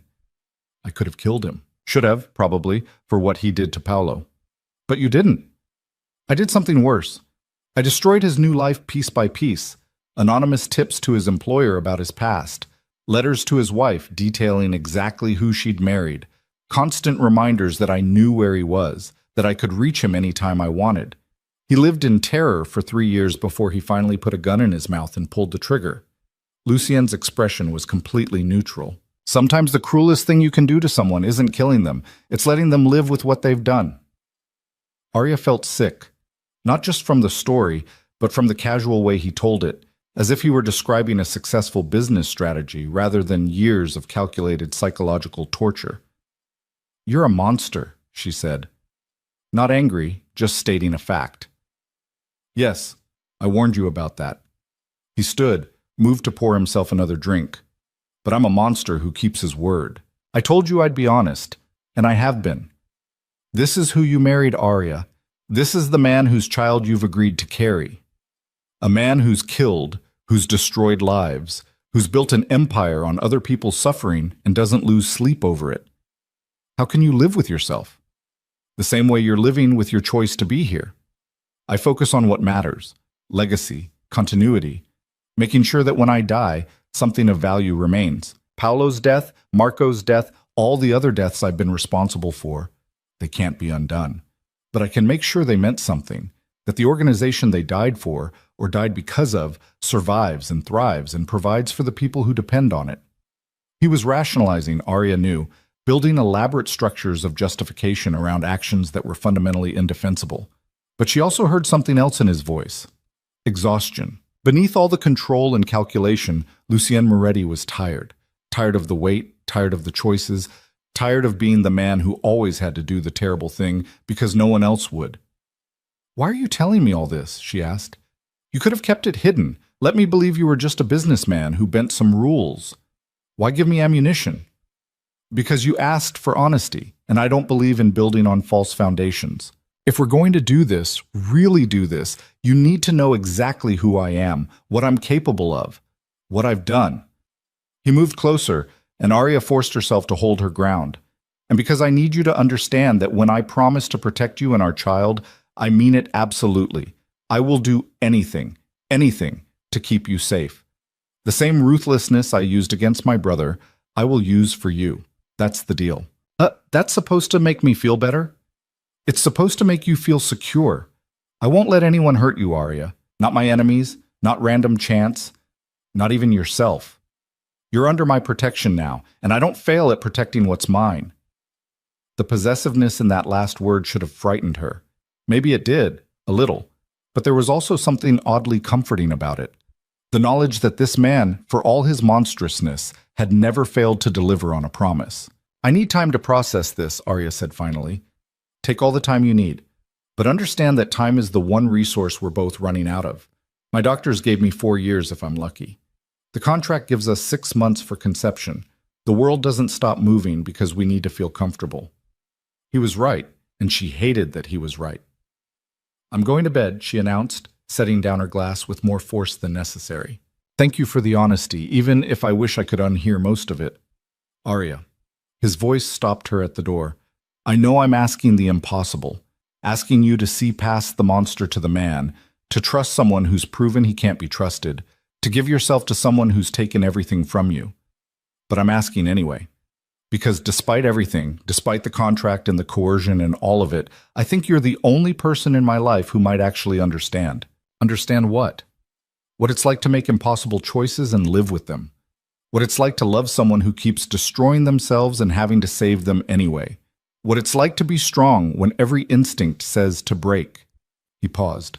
You're more like me than you want to admit, Mrs. Moretti. That's why this might actually work. Arya left without responding, but his words followed her up the stairs and into her suite. The next few weeks were strange and tense and oddly intimate, despite the careful distance they maintained. Lucien seemed to have taken her request for time seriously. He didn't push, didn't pressure, didn't even mention the contract or their timeline. Instead, he simply existed in her orbit, having breakfast together, sharing the library in the evenings, occasionally asking her opinion on art acquisitions for his various properties. It was domestic in a way Arya hadn't expected. Not comfortable exactly, but functional. They learned each other's rhythms, developed small routines. She discovered he was compulsively punctual and hated small talk. He learned she was terrible at mornings and had strong opinions about coffee preparation. You're grinding it too fine, Arya said one morning, watching him make espresso with the kind of focus most people reserve for surgery. It'll be bitter. Lucien adjusted the grinder without argument. Show me.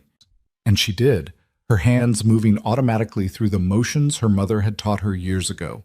The right grind, the proper tamp, the exact temperature. When she handed him the finished cup, he tasted it with genuine attention. Better, he admitted. Where did you learn that? My mother. She was obsessed with coffee, used to say it was the only luxury she could afford that didn't require explanation or apology. Arya made her own cup, the ritual soothing in its familiarity. She died when I was 12. Aneurysm, completely unexpected. One morning she was fine, that afternoon she was gone. And your father fell apart. He'd been falling apart for years. She was just the glue holding him together.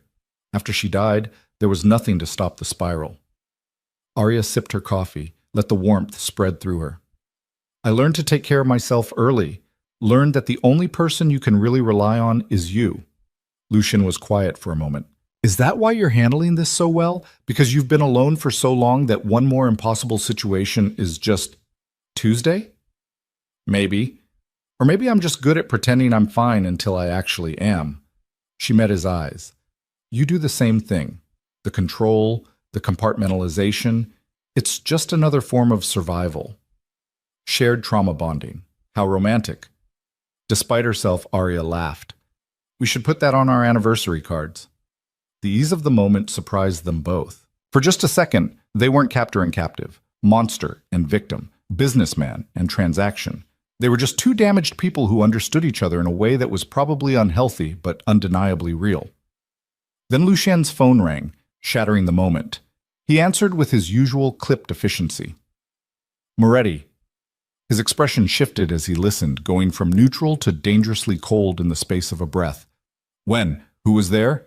No, don't move anything. I'm coming now. He hung up, already moving toward the door. What's wrong? Arya asked.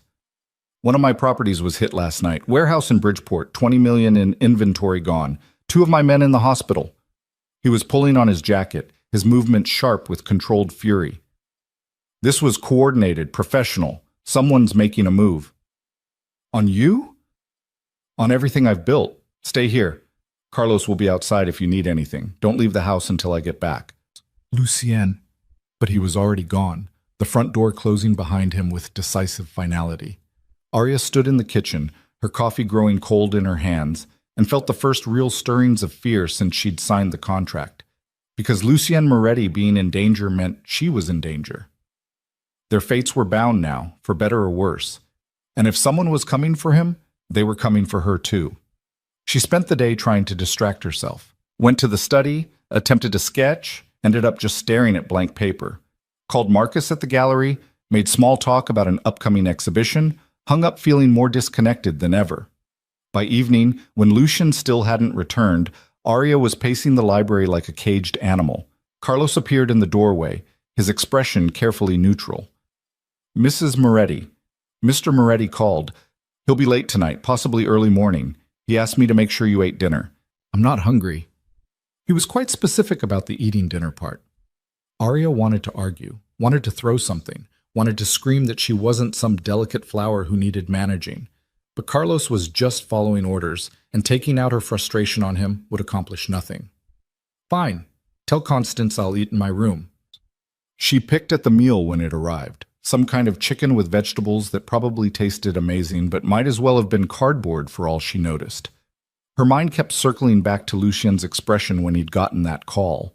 The cold fury, the immediate shift into command mode. This was the man who'd killed his own brother, who'd spent 9 years psychologically destroying someone for revenge. What would he do to whoever had hit his warehouse? Arya didn't want to know, but she couldn't stop imagining it. She was still awake at 2 a.m. when she heard the front door open. Footsteps on the stairs, slow and heavy. Then, unexpectedly, a knock on her door. "Arya? Are you awake?" She opened the door to find Lucian leaning against the frame, his tie gone, his shirt partially unbuttoned, traces of blood on his collar that she really hoped wasn't his. "Are you all right?" she asked before she could stop herself. "Define all right." His voice was rough, exhausted. "The warehouse situation is handled. The men responsible have been educated about the consequences of theft. My guys in the hospital will survive. The inventory's a loss, but I've got insurance for that." "The blood?" "Not mine. Don't worry about it." He pushed off the door frame, swayed slightly. "I shouldn't have come up here. You were probably sleeping." "I wasn't." Arya stepped aside. "Come in. You look like you need to sit down before you fall down." He shouldn't have accepted. Should have gone to his own suite, maintained the boundaries they'd carefully established. But he came in anyway, settling onto the small sofa by her fireplace with the grateful sigh of someone who'd been upright for too many hours. Arya poured him water from the carafe on her nightstand. "Drink this. When's the last time you ate?" "Breakfast." "Your excellent coffee." He took the water, drained half the glass. "I'm not used to having someone worry about me." "I'm not worrying. I'm maintaining an investment. You die before fulfilling the contract. This whole year is wasted." But it was a lie, and they both knew it. Somewhere between the confessions and the coffee lessons and the small domestic moments, Arya had started to care whether Lucian Moretti lived or died. Not love. She wasn't anywhere close to that and might never be. But something more complicated than pure self-interest. "Whoever hit the warehouse," Lucian said quietly, "they were sending a message, testing my response time, seeing how weak I've become. There are people who know about my diagnosis, who think I'm vulnerable now. They're wrong, but they won't stop testing." What does that mean for us? It means I need to accelerate my timeline, need to show strength, shore up alliances, make it clear that attacking me is still suicide. He looked at her then, really looked at her, and she saw something raw in his expression. "And it means I need that heir sooner rather than later. Because the best way to prove I'm not dying is to prove I'm building for the future." Arya's stomach tightened. "We still have 3 months." "I know, and I'm not demanding anything tonight, but I need you to understand the stakes. This isn't just about you and me anymore. There are people watching, waiting for weakness, ready to tear apart everything I've built the second they sense vulnerability." "So I'm supposed to get pregnant to prove you're still strong? That's insane." "It's strategy. And whether you like it or not, you're part of that strategy now. You're my wife, Arya. That makes you a target and a symbol in equal measure." He was right, and she hated it. Hated that her body had become a chess piece in someone else's game. Hated that the choice she'd made to save her father had snowballed into this, into being part of a power structure she didn't understand and couldn't control. "I need more time," she said, but it sounded weak even to her own ears. "I know. And I'll give you as much as I can, but time is the one thing neither of us has in abundance." Lucian stood, steadier now after the water and the brief rest. "Thank you for letting me in, for listening, for caring, even if you don't want to admit that's what you're doing." "I don't care." Liar. But he said it gently, without judgment. Get some sleep, Mrs. Moretti. Tomorrow's going to be complicated. He left, and Arya was alone again with her thoughts and the growing realization that she was in far deeper than she'd ever intended to be. The next morning brought fresh complications in the form of Margaret Chen, the property development executive Lucian had introduced at the wedding dinner.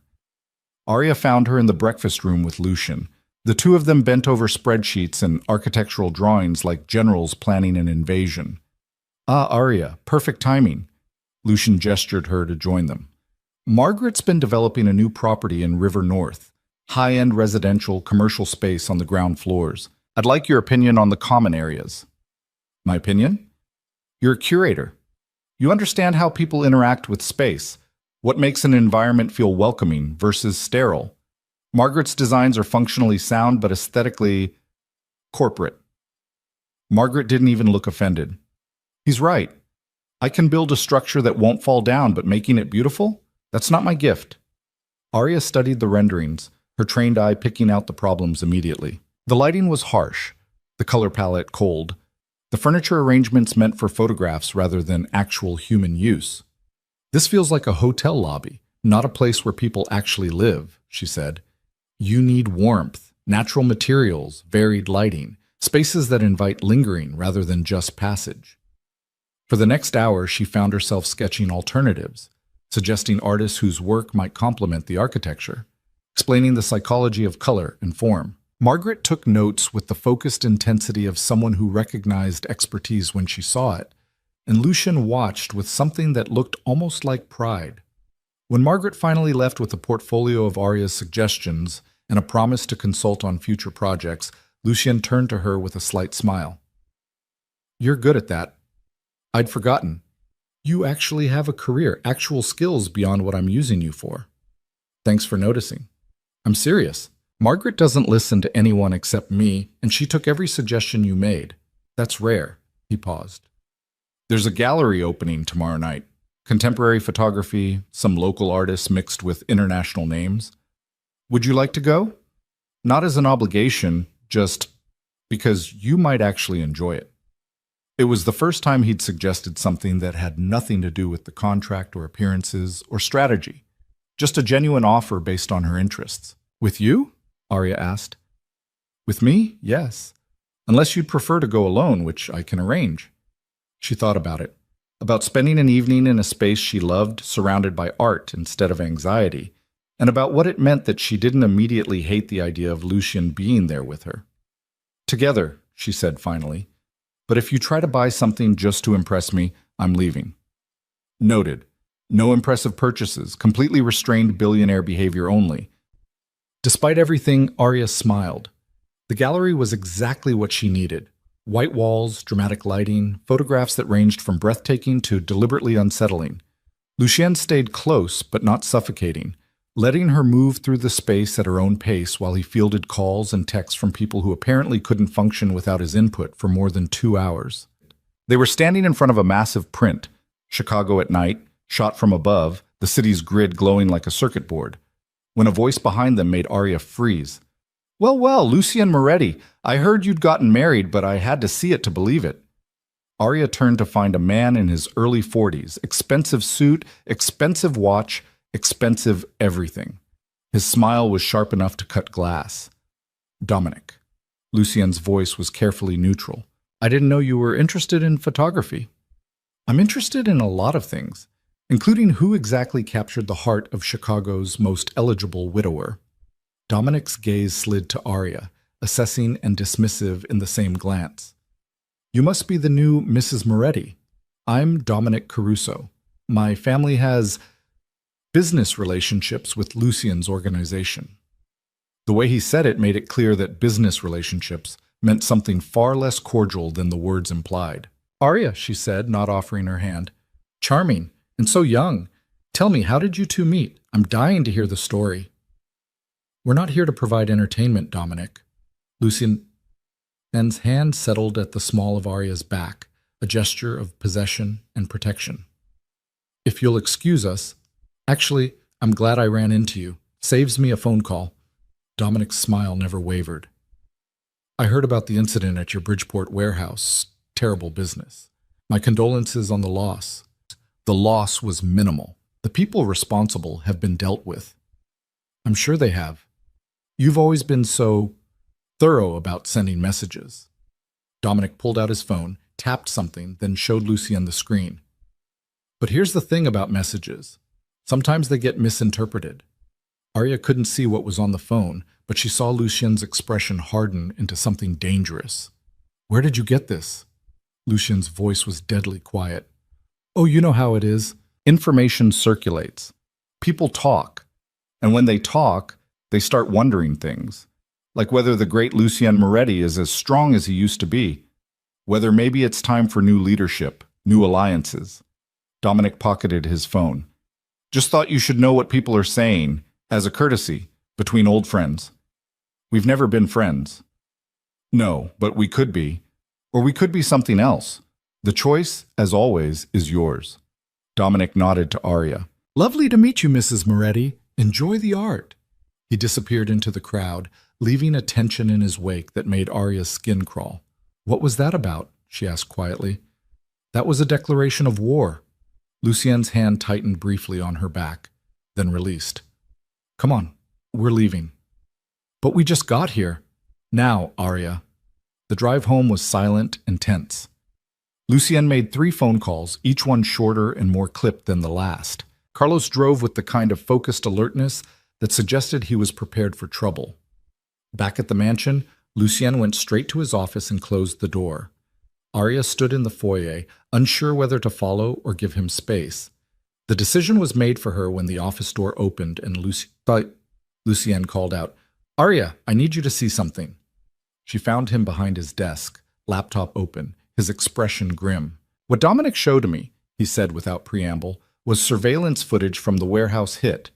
Whoever did it wore masks, but they knew exactly where the cameras were, exactly how to avoid identification. That takes inside information. You have a mole. I have a traitor. And based on the timing and access required, it's someone close, someone I trust. He turned the laptop toward her, showed her frozen frames from the footage. This isn't just about stealing inventory. This is about exposing weaknesses, proving I can't protect my own interests. And if I can't protect my interests, I definitely can't protect my wife. The implication hung in the air between them. They're going to come after me, Arya said. Not if I find them first. But yes, you're a target now, which means security protocols change as of tonight. Carlos will be with you whenever you leave the house. No exceptions. Your phone gets monitored. Your movements get tracked. I know it sounds like prison, but it sounds like survival. Arya sank into the chair across from him. Do what you have to do. I'm not interested in dying to prove a point about freedom. Lucien studied her for a long moment. You're taking this remarkably well. I'm terrified, but falling apart won't help either of us. So tell me what I need to know, what I need to do, and I'll do it. You need to know that this is going to get worse before it gets better. The Caruso family has been looking for an opening for years. They see my diagnosis as weakness, our marriage as desperation. They're going to push hard, and I'm going to have to push back harder. What does that mean? It means people are going to die, Arya. It means I'm going to do things that will give you nightmares, and you're going to have to live with the knowledge that you're married to the man doing them. Can you handle that? She thought about her father, about the choices she'd already made, about how far she'd already compromised herself just to get to this point. I don't have a choice, she said. So yes, I can handle it. Lucien's expression softened fractionally. For what it's worth, I'm sorry. You didn't sign up for a war. I signed up for a year with a dangerous man. War was probably always in the fine print. Despite the gravity of the situation, that earned a faint smile. You're stronger than I gave you credit for, Mrs. Moretti. Don't mistake survival for strength. I'm just good at adapting. That's exactly what strength is. They sat in silence for a moment, the weight of everything unsaid pressing down on them both. Then Arya stood, smoothed her dress, and made a decision she'd been avoiding for weeks. Come to my room tonight, she said. Lucien's head snapped up. What? You need an heir. I need to fulfill my contract. And if we're heading into a war, we might not have the luxury of waiting for perfect conditions. She met his eyes steadily. I'm not saying I'm ready. I'm saying I'm willing. There's a difference, but under the circumstances, it'll have to be enough. Arya, Don't argue with me. Don't try to be noble about it. You were right earlier. We're out of time. So let's stop pretending and just do this." She left before he could respond, her heart pounding so hard she could feel it in her throat.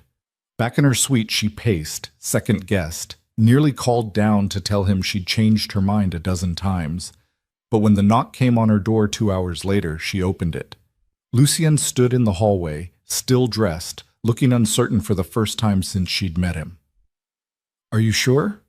he asked quietly. "No, but I'm doing it anyway." He stepped inside, and the door closed behind him with the quiet finality of a choice neither of them could take back. The thing Arya would remember most about that night wasn't the mechanics of it, or even the awkwardness of two near strangers trying to create something intimate out of pure necessity.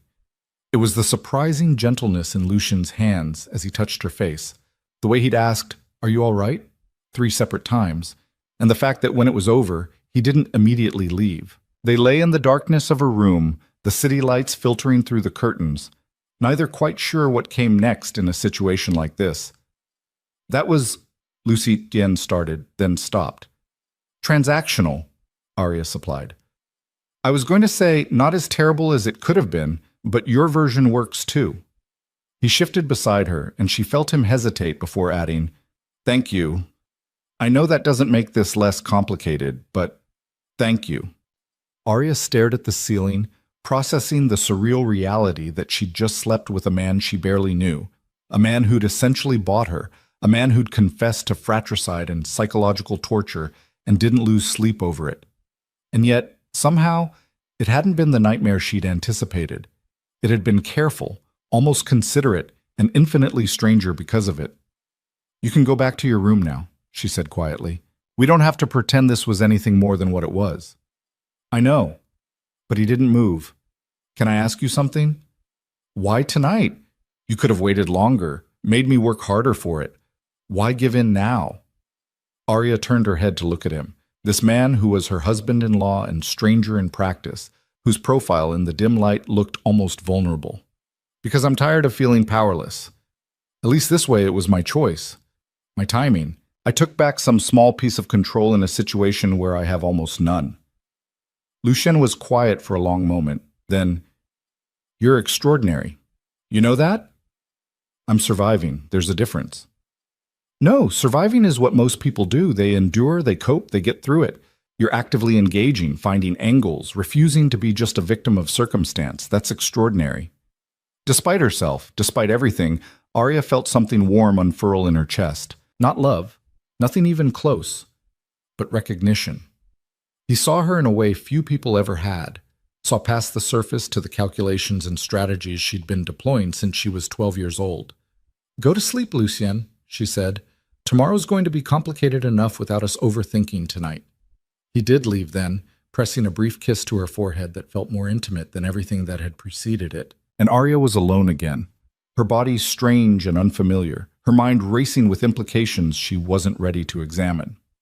She fell asleep sometime before dawn and woke to sunlight and the surreal knowledge that everything had changed, even if nothing looked different. The next few weeks developed a rhythm that was equal parts domestic and dystopian. Mornings, they had breakfast together, and Lucien would brief her on the security situation like she was a member of his war council rather than a hostage. The Caruso family was making moves, testing boundaries, poaching clients, spreading rumors about Lucien's declining health and grip on power. 3 more properties had been hit, though nothing as significant as the Bridgeport warehouse. 2 of Lucien's mid-level guys had been approached with buyout offers, and someone had leaked details about the organization's structure to a journalist at the Tribune, though Lucien's lawyers had managed to kill the story before publication. "They're trying to bleed us," Lucien explained one morning, his coffee untouched as he scrolled through reports on his tablet. "Death by 1,000 cuts. Make me look weak. Make my people question whether I can still protect them. Create enough chaos that when they make their real move, nobody fights back." "What's the real move?" Arya asked. "Probably me. Kill me, claim it was natural causes or an accident, and in the resulting power vacuum, absorb the pieces of my organization they want and destroy the rest." He set down the tablet, met her eyes. "Which is why the heir matters so much. If I have a child, If there's visible, undeniable proof of continuity, it makes assassination significantly less attractive. They'd have to deal with me and the infrastructure protecting my legacy. So I'm a human shield. You're the future. There's a difference. Arya wasn't sure she agreed, but she was learning to pick her battles. The nights were stranger still. After that first time, she'd expected Lucian to demand a schedule, to treat conception like the transactional process it was. Instead, he waited for her to invite him. Sometimes she did, not because she wanted to exactly, but because the waiting felt worse than the doing.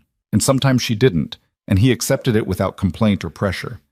When he did come to her room, it was always careful, always controlled, always followed by conversations in the dark that revealed more than either of them probably intended. She learned about his first wife, Isabella, who died giving birth to their daughter, about the grief that had nearly destroyed him and how he'd locked it away so thoroughly that he sometimes forgot it was there. "I loved her," he said one night, his voice rough with old pain.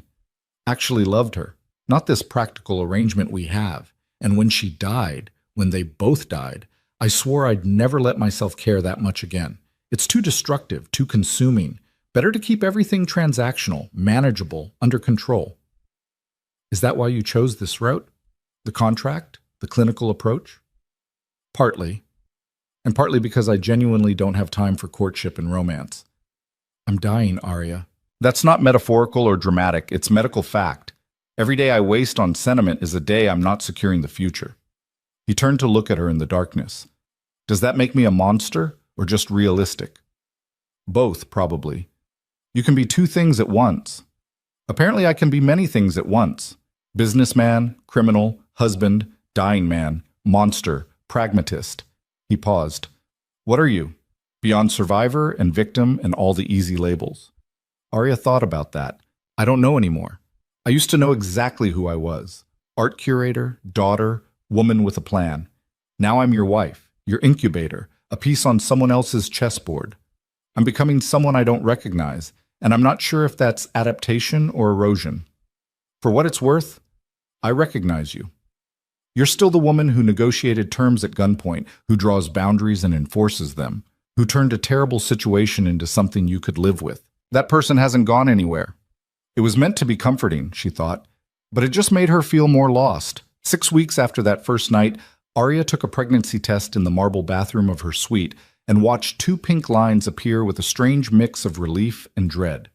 She stared at the plastic stick for a long time, trying to process what it meant. Success, by the contract's terms. A child growing inside her that she'd never planned for, carrying the DNA of a man she'd known for less than 3 months. The future Lucian was so desperate to secure, made real in a way that couldn't be undone. She should tell him immediately, should march downstairs and deliver the news like a progress report. Objective achieved, air in production, please update the timeline accordingly. But she didn't. Instead, she hid the test in the back of a drawer and went through the next 2 days trying to figure out how she felt about it. Not happy, certainly. Not devastated either, though there was grief in there somewhere.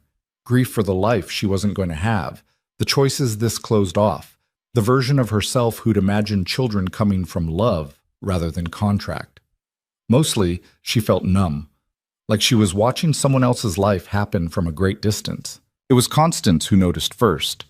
The house manager appeared in Arya's study on the 3rd day, carrying tea and an expression that suggested she'd seen this particular movie before and knew how it ended.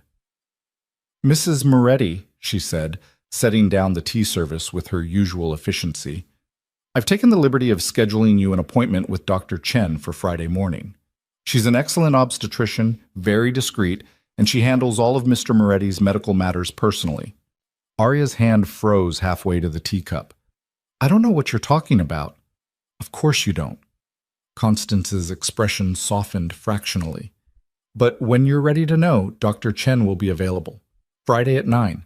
I've cleared your calendar."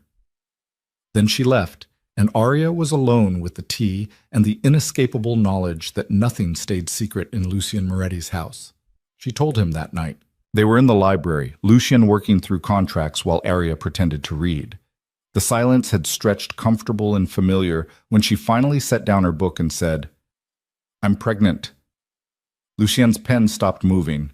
He looked up slowly, his expression unreadable. You're certain? 3 tests, and apparently Constance, who's already scheduled me with an obstetrician. Arya folded her hands in her lap to keep them from shaking. Congratulations. You're going to be a father. Again. For a long moment he said nothing, just stared at her like he was trying to read a text written in a language he'd forgotten. Then he stood, crossed to her chair, and did something completely unexpected. He knelt beside her, taking her hands in his. How do you feel? He asked quietly. I don't know. Numb. Terrified. Like I've just signed away another piece of myself I can't get back.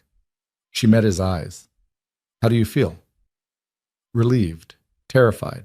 Like maybe I actually have a chance at getting this right. His grip tightened on her hands. I know this isn't what you wanted. I know I took this choice from you, but I swear to you, Arya, I will protect this child with everything I have. I will make sure they never want for anything, never suffer because of my choices, never have to live the life I've lived. You can't promise that. You're dying, remember? In 4 years, maybe less, you'll be gone and I'll be raising your child alone. Then I'll make those 4 years count. I'll build something so secure, so protected, that my death won't matter. The child will have money, power, legitimacy, and you... He paused, his voice rough. You'll have everything the contract promised, and more. I'll make sure of it. Arya wanted to pull her hands away, to retreat back into the safe distance she'd been maintaining. But something in his expression stopped her. He looked almost hopeful, this man who'd spent decades building walls against hope. And despite everything, despite the coercion and the contract and all of it, she found she didn't want to take that away from him. Okay, she said softly. We'll figure it out. Together. Lucien closed his eyes briefly, and when he opened them again, they were suspiciously bright. Together. Yes. He stood, pressed a kiss to her forehead, and then surprised her again by wrapping his arms around her in an embrace that felt genuinely protective rather than possessive. Arya let herself lean into it just for a moment, and tried not to think about how easy it would be to mistake this for real affection. The appointment with Dr. Chen confirmed what the drugstore tests had already told her. 6 weeks pregnant, healthy vital signs, due date in late December. The doctor was professional and kind, explaining everything in terms that assumed Arya had chosen this pregnancy rather than had it negotiated into a contract. Lucien attended the appointment, asking questions about risk factors and prenatal care with the focus of someone preparing for battle. When Dr. Chen showed them the ultrasound, a tiny blob on the screen that barely looked human, his hand found Arya's and squeezed tight. There, Dr. Chen said, pointing to a flickering spot. That's the heartbeat, strong and steady. Everything looks perfect. Arya stared at the screen, trying to feel something maternal, something beyond the abstract knowledge that her body was now doing something irreversible. That tiny flicker was going to become a person who would call her mother, who would exist because she'd signed a contract to save her father from his own stupidity. The weight of it was crushing. Are you all right? Lucien asked quietly as they left the clinic. Ask me in 8 months. He didn't push, just guided her to the car where Carlos waited. But Arya could feel his attention on her. Not controlling or demanding, just present.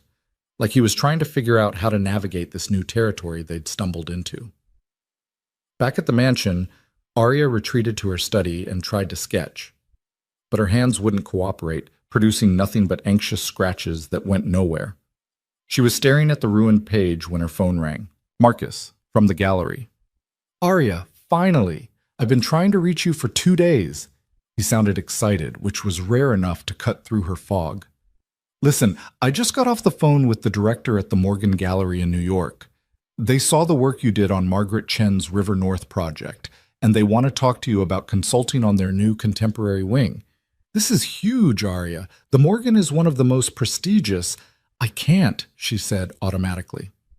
Silence. Then carefully, you can't or your husband won't let you.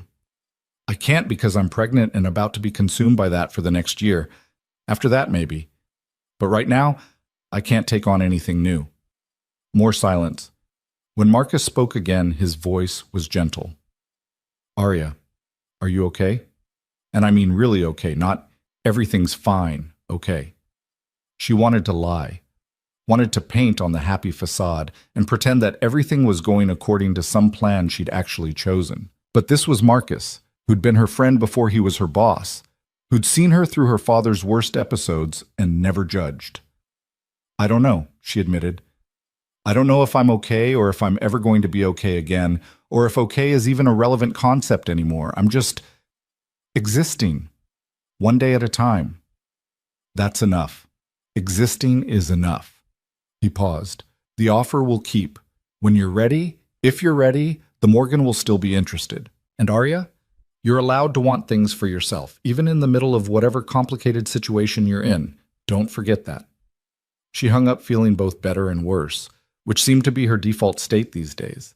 The news of the pregnancy changed things in ways Arya hadn't anticipated. Within the organization, it was treated like a coronation. Lucian's people started calling her Mrs. M with a deference that suggested she'd been elevated to something more than just the boss's wife. Margaret sent flowers and a note congratulating her on securing the future. Even Carlos, perpetually stoic Carlos, smiled when he saw her and started insisting she let him carry anything heavier than a purse. "This is ridiculous," Arya muttered one morning as Carlos intercepted her attempt to carry her own coffee cup from the kitchen. "I'm pregnant, not disabled." "Mr. Moretti was very specific about making sure you don't strain yourself," Carlos replied, his expression suggesting he was reciting orders. "And what Mr. Moretti wants, Mr. Moretti gets. Does he want you to chew my food for me too, or can I still handle that independently?" That earned a rare laugh. "You're good for him, you know. I've worked for Mr. Moretti for 15 years, and I've never seen him care about anything the way he cares about making sure you're safe. But he cares about the heir. He cares about you. The heir is important, but you're different." Carlos handed her the coffee. "Don't underestimate what that means, Mrs. M." But Arya wasn't sure she wanted to be different, or cared about, or whatever it was that made Lucien Moretti look at her like she was simultaneously precious and fragile. It complicated things in ways the original contract had never accounted for. The Caruso family, however, saw the pregnancy as something else entirely, an opportunity. It started small. A few pointed comments at social events, whispers that Lucien had trapped some naive young woman into bearing his child, speculation about whether the baby was even his or if this was all an elaborate con. Lucien ignored it, which was apparently the wrong move because the whispers grew louder. Then came the direct approach. Arya was leaving the gallery after a consultation meeting when a black town car pulled up beside her. The window rolled down, revealing Dominic Caruso's sharp smile. "Mrs. Moretti, what a pleasant surprise. Can I offer you a ride?" "I have a car, thank you." Arya glanced around for Carlos, who was supposed to be shadowing her but had apparently stepped away for a moment. "I insist. Just a brief conversation. 5 minutes of your time." Dominic's smile never wavered, but his eyes were cold. "Unless you'd prefer I make this conversation more public?" Arya weighed her options and came up empty. Getting in the car was stupid and dangerous. Refusing might be worse, depending on what Dominic was willing to do in broad daylight on a Chicago street. She got in the car. Dominic gestured to the driver, and they pulled into traffic with the smooth efficiency of a well-rehearsed operation. He poured 2 glasses of something amber from a crystal decanter, offered her one. "I don't drink. I'm pregnant." "Of course you are. How convenient." He sipped his own drink. "Let me be direct, Mrs. Moretti. You seem like an intelligent woman who's gotten herself into a complicated situation. I'm here to offer you a way out." "I don't need a way out." "Don't you? You're married to a dying man who's built his empire on violence and fear. In 4 years, maybe less, he'll be gone. And then what? You'll be left raising his child alone, surrounded by people who only care about you because of what you represent. That's not a future, Mrs. Moretti. That's a prison sentence." Arya kept her expression neutral, even as her heart hammered. "What exactly are you offering?" "Protection. A different alliance. My family has resources, connections. The ability to ensure you and your child want for nothing, without the baggage of Lucien's declining empire." Dominic leaned forward. "Here's what I know. You didn't choose this. You were coerced into it, probably to cover someone else's debt. That's not a marriage. It's indentured servitude. And I'm offering you freedom from it." "In exchange for what?" "Information. Access. Help us understand Lucien's operations, his weaknesses, his succession plans. And when the time comes, when he's gone, or too weak to fight back, you step aside and let us absorb what's worth saving. You get your freedom, your money, and the ability to raise your child away from all this ugliness. It was a good pitch, Arya had to admit. Smooth, logical, appealing to exactly the resentment she actually felt. In another universe, where she was a different person in a different situation, she might have even considered it. No, she said. Dominic's smile faltered. You might want to think about that. I have thought about it. The answer is no. Now let me out of the car, Mrs. Moretti. Let me out, or I start screaming, and we'll see how your family's reputation handles headlines about kidnapping a pregnant woman in broad daylight. Arya met his eyes steadily. Your choice. For a moment she thought he might call her bluff. Then he sighed, signaled the driver to pull over.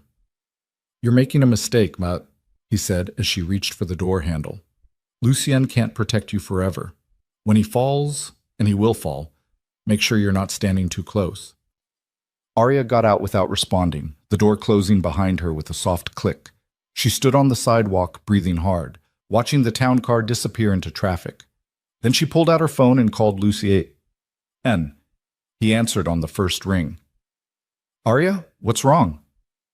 Dominic Caruso just tried to recruit me, offered protection and money in exchange for information about your operations. She kept walking, scanning the street for Carlos or threats or any sign that this wasn't over. I said no, but I thought you should know. Silence. Then, in a voice that could have frozen oceans, Where are you? 3 blocks from the gallery, heading back to where Carlos parked. I'm fine, Lucien. Shaken, but fine. Stay on the phone with me until Carlos gets to you. Don't go anywhere alone. Don't talk to anyone you don't know. Just... He took a breath, and she could hear him forcing control back into his voice. Just stay safe until I can get there. I'm okay. He didn't hurt me, just talked. He approached my pregnant wife and tried to turn her against me. That's an act of war, Arya. That's him saying he doesn't fear me anymore, doesn't respect the boundaries that have kept our families from open conflict for 20 years. Another breath. This changes everything. Carlos appeared then, running toward her with his weapon drawn, his face a mask of professional fury. Mrs. M, I'm so sorry. I was only gone for 2 minutes. It's fine. I'm fine. Lucien's on the phone. Carlos took the phone, had a rapid conversation in Italian that Arya only caught fragments of, then handed it back. He wants to talk to you, Carlos said, already scanning the street, his body positioned to shield her from any threat. Arya. Lucien's voice was calmer now, but she could hear the rage simmering beneath it. I need you to go home. Carlos will take you. I'm going to handle this, but I need to know you're safe first. What are you going to do? What I should have done weeks ago. I'm going to remind the Caruso family why attacking what's mine is a terminal mistake. The call ended, and Arya let Carlos guide her to the car, her mind racing. She'd just made a choice, chosen Lucien's side over the easy out, chosen loyalty to a man who'd coerced her into this situation over freedom from it. And the terrifying thing was, she wasn't even sure why. The next 48 hours passed in a tense blur. Lucien disappeared into meetings that lasted until 3 a.m, returning to the mansion exhausted and grimly satisfied. He didn't tell Arya what he'd done, and she didn't ask. But she saw the results. Dominic Caruso's face on the news, arrested on charges of tax fraud and money laundering. 2 of his top lieutenants found dead in what police were calling apparent suicides. A Caruso-owned property in Pilsen mysteriously catching fire, causing millions in damage. It was a systematic dismantling delivered with surgical precision. Is it over? Arya asked one night when Lucien finally came to bed at a reasonable hour. For now. Dominic's family will spend the next year fighting federal charges and trying to keep their remaining operations from collapsing. They won't have the resources to move against us, not while they're hemorrhaging money on legal fees and damage control. He settled beside her, his hand finding her stomach in a gesture that had become automatic. You did well, by the way. Not taking his offer. Did I have a choice? You always have a choice. You could have said yes, could have played both sides, could have taken the money and run, but you chose loyalty. I won't forget that. Arya covered his hand with hers, feeling the warmth of his palm against her still flat stomach. I didn't do it for you. I did it because I've already committed to this path, and switching sides in the middle would just complicate things further. I know, but I'm grateful anyway. He shifted closer, his voice dropping to something almost vulnerable. I know you didn't choose this, Arya.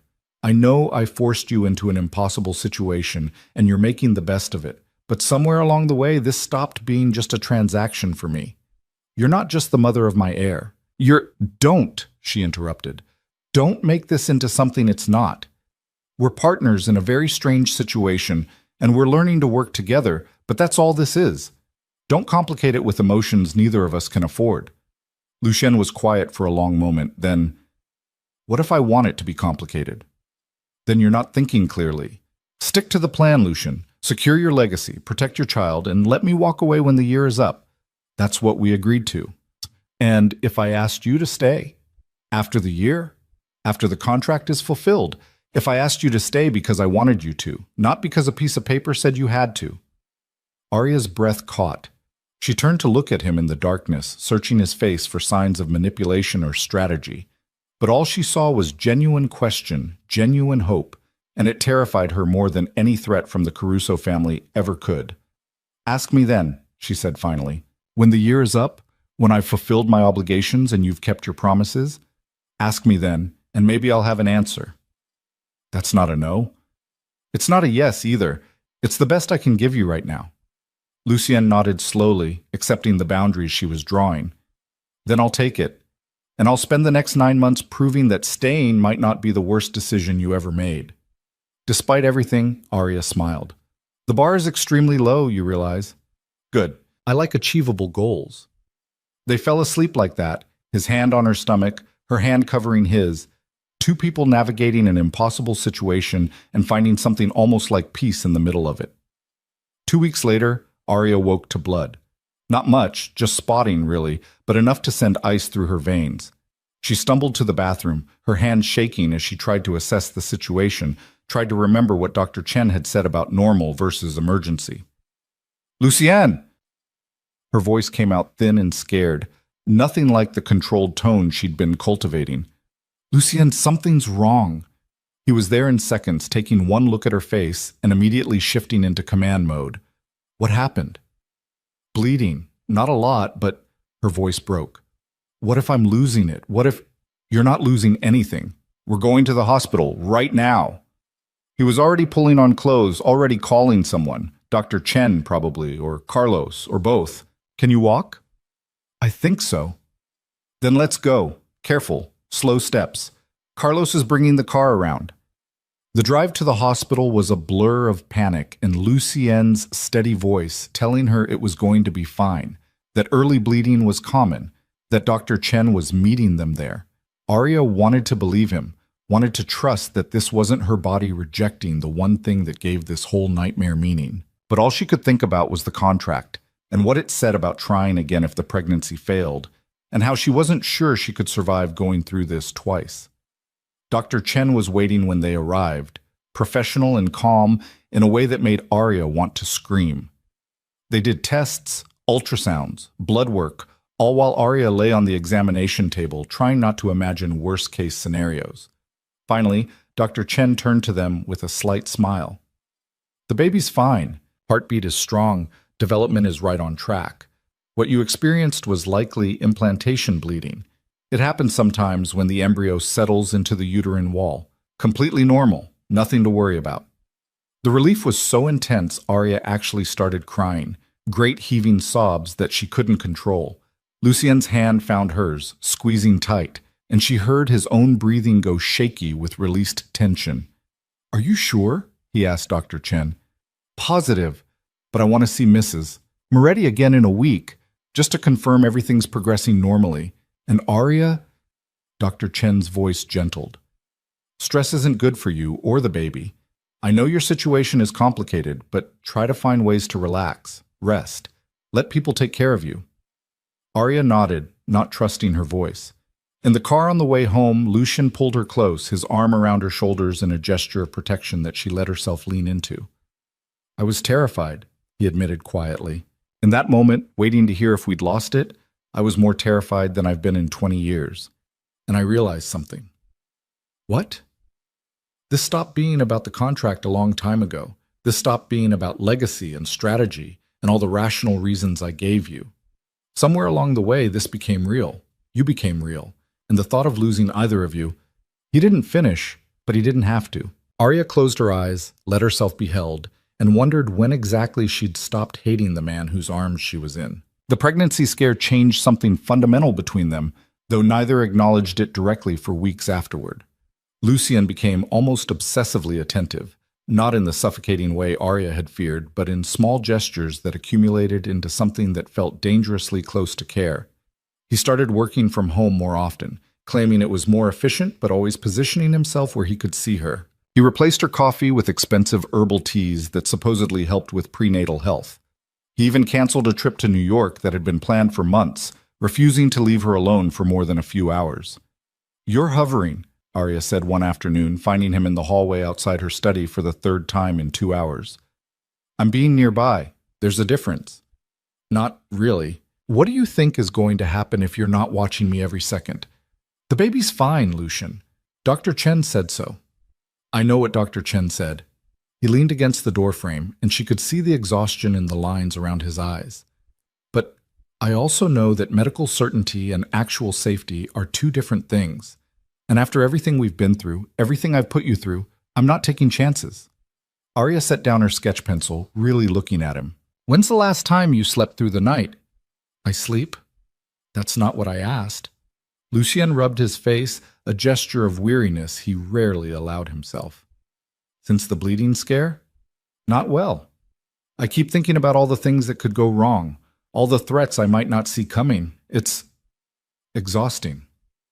"You can't protect us from everything. You're not invincible, no matter how hard you try to be." "I know, but I can try. It's all I know how to do. Try to control the uncontrollable, plan for every contingency, build walls high enough that nothing gets through." He paused. "It's kept me alive this long. It kept my organization intact when smarter men would have lost everything. But with you, with the baby, I'm starting to wonder if control is enough." Arya stood, crossed to where he leaned against the doorframe. Up close, she could see the silver at his temples, the fine lines that mapped years of stress and violence and impossible choices. He was 57, dying, and terrified in a way that probably didn't come naturally to a man who'd built an empire on fearlessness. "Come here," she said, taking his hand and leading him to the couch in her study. "Sit down before you fall down." "I don't need to rest." "Shut up and sit." To her surprise, he did. And when she settled beside him, he surprised her again by leaning into her, his head coming to rest on her shoulder in a gesture of vulnerability she'd never seen from him. They sat like that for a long time, the afternoon light streaming through the windows, the city distant and irrelevant beyond the glass. Arya's hand found its way to his hair, her fingers running through the silver strands in a soothing rhythm. She didn't quite remember deciding to start. "I'm scared," Lucian said quietly. "I've killed people, destroyed lives, built an empire on other people's suffering, and I've never been scared. But this, you, the baby, the idea of leaving you both unprotected, it terrifies me." "Then let me help. Stop trying to do everything alone. You have people, Lucian. You have Carlos, Margaret, Elena. You have an entire organization built on loyalty and structure. Use them. And you, do I have you?" The question hung between them, weighted with implications neither had been willing to voice until now. Arya thought about the past months, the contract that had started this, the coercion that had defined their beginning, and all the small moments since that had complicated the simple narrative of victim and monster. She thought about the way he'd held her hand during the ultrasound, the careful gentleness of his touch, the fact that he'd kept every promise he'd made even when breaking them would have been easier. "You have me," she said finally. "Not because of the contract, not because I have to be here, but because somewhere along the way, I chose this. I chose you, messy and complicated and impossible as that is." Lucian lifted his head to look at her, his expression raw. "You mean that?" "I wouldn't say it if I didn't." He kissed her then, soft and questioning, and Arya kissed him back. Not because she had to, not because of obligation or strategy, but because in that moment, with his guard completely down and his fear completely visible, she wanted to. When they pulled apart, Lucien's eyes were suspiciously bright. "I don't deserve you," he said. "Probably not. But we don't always get what we deserve. Sometimes we just get what we choose, and we make the best of it." "Then I choose this. I choose you, Arya. Every day for whatever time I have left, I choose you." It should have been romantic. In a movie, this would be the moment where violins swelled and the camera pulled back on a perfect embrace.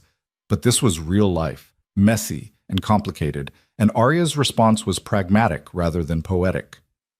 "Prove it," she said. "Stop running yourself into the ground trying to control everything. Start trusting the people around you. And for the love of everything, get some actual sleep before you collapse." Lucien laughed, genuine, surprised laughter that transformed his face into something younger. "You're very bossy for someone who's supposed to be the helpless captive bride. I was never helpless. You just didn't realize it at first." "No, I didn't. My mistake." But he did start delegating more after that conversation, slowly letting Margaret and Vincent handle operations he would have micromanaged before. He still worked impossible hours, still carried the weight of the empire on his shoulders, but he let Arya in. Let her see the exhaustion and the fear and all the things he'd spent decades hiding. And Arya, for her part, stopped holding herself at arm's length, stopped pretending this was temporary, that she was just counting down days until freedom. She let herself plan for a future that included Lucien, at least for as long as his health allowed. The months passed with surprising speed. Arya's body changed, her stomach rounding in ways that made the pregnancy impossible to hide. Lucien attended every doctor's appointment, asked endless questions about nutrition and development, and started reading parenting books with the same intensity he applied to financial reports. "It says here we should start talking to the baby," he announced one evening, his hand splayed across her 6-month belly. "Apparently they can hear us, recognize voices. So talk." "What do I say?" "I don't know, Lucien. You're the one with the parenting book. Introduce yourself." He looked genuinely uncertain for a moment, this man who'd negotiated million-dollar deals and ordered executions without hesitation. Then he leaned close to her stomach and said, "Hello in there. I'm your father. I'm not very good at this, but I'm going to try. Your mother is significantly better at being a person than I am, so you should probably listen to her more than me. But I want you to know that you're already loved, already protected, and I will spend every day I have left making sure you have everything you need to be whoever you want to be." Arya felt tears prick her eyes. That was good. "I have a very good teacher." They fell into new rhythms as winter settled over Chicago. Preparing the nursery, a project Lucien approached with military precision, researching cribs and changing tables like they were strategic acquisitions. Attending birthing classes that made them both deeply uncomfortable, but which Arya insisted were necessary. Even picking names, a process that took weeks of negotiation. "What about Isabella?" Lucien suggested one night. "After my first wife. If it's a girl." "No," Arya said gently. "That's too much weight to carry. Let this baby be their own person, not a memorial to someone who died. Then you choose." They eventually settled on Sophia for a girl, Marco for a boy, a compromise that honored Lucien's past without being imprisoned by it. And when the ultrasound at 7 months revealed they were having a daughter, Arya watched Lucien's face crumple with an emotion she'd never seen him express before, pure, uncomplicated joy. "A girl," he whispered, staring at the screen like it held the secrets of the universe. "We're having a girl. You're not disappointed it's not a boy? No son to carry on the name?" "I have a daughter. I have you. I have more than I ever thought I'd get to have again." He turned to her, taking her face in his hands. "Thank you. For this, for everything, for choosing to stay, even when you didn't have to. I didn't really have a choice at first, remember? You have one now. Every day you have a choice, and every day you're still here." It was true. The contract's 1-year mark was approaching rapidly, and Arya had started receiving the paperwork for her settlement, $10 million, custody arrangements, the formal dissolution of their arrangement. She could sign it any time, could start planning her exit, could reclaim the independence she'd sacrificed. But every time she looked at the papers, she found reasons to delay. Just one more week, just until after the baby comes, just until she was sure Lucien was stable enough to handle her leaving. The excuses were getting thinner, and they both knew it. December came with the kind of bitter cold that made Chicago feel hostile to human life. Aria was 8 months pregnant, moving slowly, perpetually uncomfortable in ways that made her snappish and irritable. Lucien handled it with surprising grace, absorbing her mood swings and physical complaints without complaint. My feet are swollen, I can't breathe properly, and I'm pretty sure this baby is using my bladder as a punching bag, Aria announced one morning, glaring at her reflection in the mirror. You're beautiful, Lucien said from the doorway. I'm a whale, an angry, uncomfortable whale who can't see her own feet. A beautiful whale carrying my daughter, the most beautiful whale in Chicago. He crossed to her, his hand settling on her shoulders. 2 more weeks, give or take. Then you get to meet her. 2 more weeks of this feels like an eternity. I know, but you're strong. You've survived everything else I've put you through. You can survive 2 more weeks of pregnancy. Aria leaned back against him, letting him support some of her weight.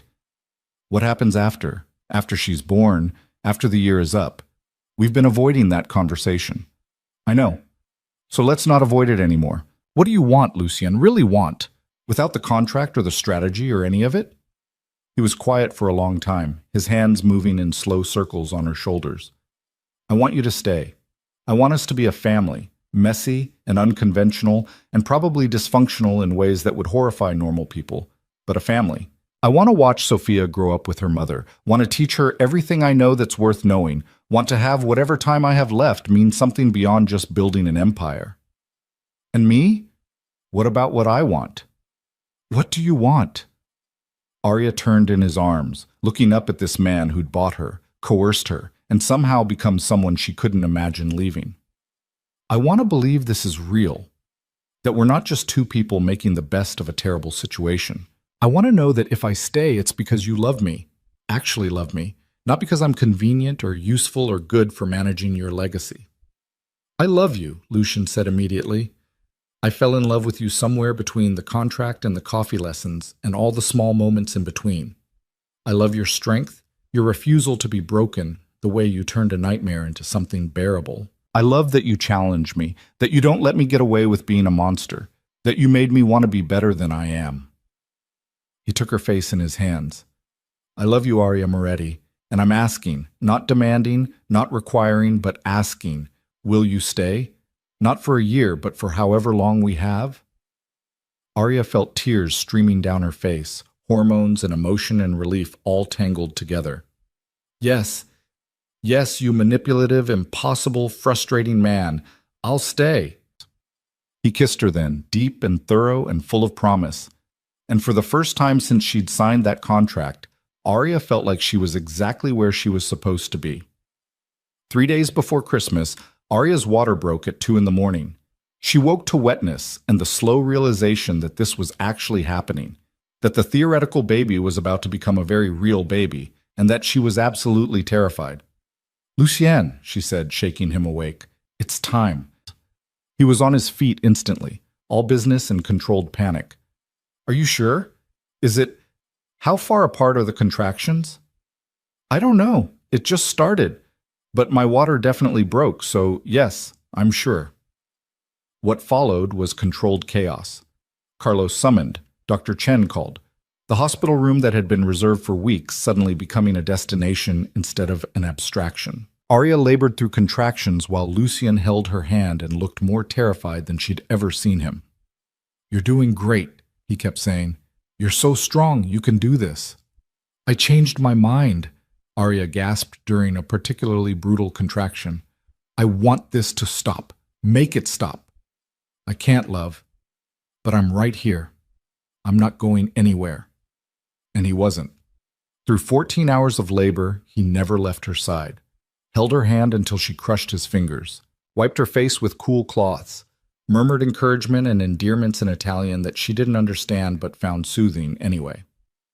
When Sophia finally arrived at 4:47 p.m. on December 22nd, screaming and red-faced and perfect, Aria watched Lucien cry for the second time since she'd known him.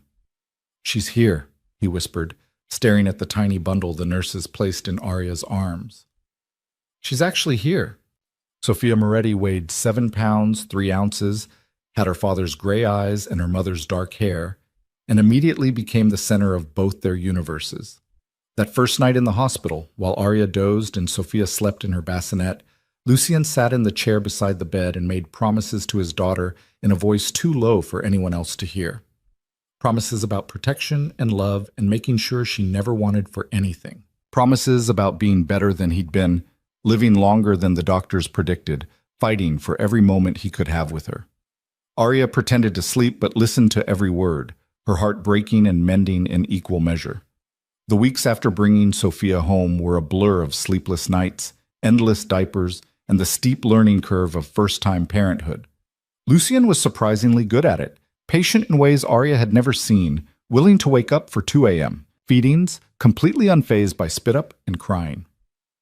"You're a natural," Arya said one night, watching him rock Sophia back to sleep with practiced ease. "I had practice with my first daughter, even if it was only for 6 days.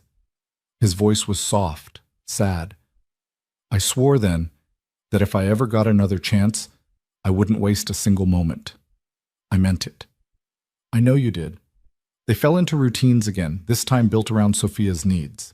Constance helped during the day, giving Arya time to shower and sleep and remember she was a person beyond just mother. Carlos installed security measures that would have seemed paranoid if they didn't live in Lucien's world. Margaret sent gifts, Elena sent legal advice about trust funds and succession planning, and somehow they built a family out of the most unlikely materials. The 1-year anniversary of their contract came and went without ceremony. The paperwork sat unsigned on Arya's desk, and neither of them mentioned it. They were too busy living, too consumed with feedings and milestones and the endless small crises of new parenthood to worry about deadlines that no longer felt relevant. It wasn't until Sophia was 3 months old, sleeping through the night in the nursery down the hall, that Arya finally brought it up. "We're past the contract's end date," she said one evening, curled up beside Lucien in the library. "I could leave now, take my settlement, take Sophia, start over. Is that what you want?" "No, but I want you to know that I'm staying by choice. Not obligation, not contract, just choice." Lucien pulled her closer, pressed a kiss to her temple. "I never thought I'd get this. Never thought I'd have a family again, or love someone who actually loved me back, or have a daughter I'd get to watch grow up. You gave me all of that, Arya. You gave me a future when I thought I only had endings left. We gave each other a future. That's how this works." They sat in comfortable silence for a while, the fire crackling, the baby monitor on the table beside them transmitting Sophia's soft breathing. "I have to tell you something," Lucien said eventually. "I saw Dr. Martinez last week. Had my quarterly scans." Arya's stomach dropped. This was it, the moment where they'd find out the cancer was back, spreading, stealing whatever time they'd managed to build. "What did he say?" "The tumors are still in remission, have been for over a year now. He's cautiously optimistic that we might have beaten it, that I might have significantly more than 4 years." The relief was so intense, Arya actually started crying. "Are you serious? You're going to be okay?" "I'm going to keep fighting, keep getting checked, keep doing everything possible to be here for you and Sophia." He turned to face her fully. "I know I don't deserve this second chance. I know the things I've done should have killed me a dozen times over. But somehow I'm still here, and I'm going to make every day count." "You're not allowed to die," Arya said fiercely, grabbing his shirt. "You hear me? You promised me forever, and I'm holding you to it." "Forever is a long time, Mrs. Moretti." "Good. I like long-term commitments." Lucien laughed, pulled her into a kiss that tasted like promise and hope, and all the things they'd built from the wreckage of that first terrible night. Upstairs, Sophia stirred in her crib, making the small noises that meant she'd be awake soon and demanding attention. They both heard it through the monitor, smiled at each other, and stood to go to her together. Because that's what families did. They showed up, they adapted, they loved each other through the impossible moments and made the best of what they had. And what they had, against all odds, was enough. 5 years later, Arya stood in the garden of their Gold Coast mansion, watching Lucien chase their daughter through the flower beds while their son, 3-year-old Marco, toddled after them with the determined focus of someone who refused to be left behind. Sophia shrieked with laughter as her father caught her, swinging her up into his arms and spinning until they were both dizzy. At 62, Lucien was grayer, moved a little slower, but was still very much alive and defying every prediction his doctors had made. "Mama, watch," Sophia called. "Daddy's teaching me to be sneaky." "I see that. Please don't use those skills for anything I'll have to apologize for later." Lucien grinned at her over Sophia's head. "I make no promises about that. She's got your stubbornness and my strategic thinking. That's a dangerous combination. That's your genetic contribution. You deal with the consequences." Marco reached Arya and grabbed her leg, demanding to be picked up. She obliged, settling him on her hip, and watched her family play with a contentment she'd never imagined possible in those early days. The organization still existed, though Lucien had been slowly legitimizing operations, investing in legal ventures, cleaning up the worst excesses. He'd probably never be completely legitimate. There was too much history, too many bodies buried in the foundation of his empire. But he was trying. For his children, for his legacy, for the future he wanted to build. Arya had taken the consulting position with the Morgan Gallery years ago, working part-time on exhibitions that fulfilled her in ways the old job never had. She and Lucien had found a balance. Her career, his businesses, their children, the impossible family they'd built from a contract written in desperation. "What are you thinking about?" Lucien asked, appearing beside her with Sophia still in his arms. "How different this is from what I imagined that first night. How I thought I was signing away my life, and instead I found one worth living. Any regrets?" Arya looked at him, this man who'd coerced her, changed her, loved her through every impossibility, and smiled. "Only that I wasted so much time being angry instead of accepting what we could be. The anger was valid. I gave you every reason to hate me." "I know. And I did, for a while. But hate is exhausting, and love is surprisingly easy when you stop fighting it."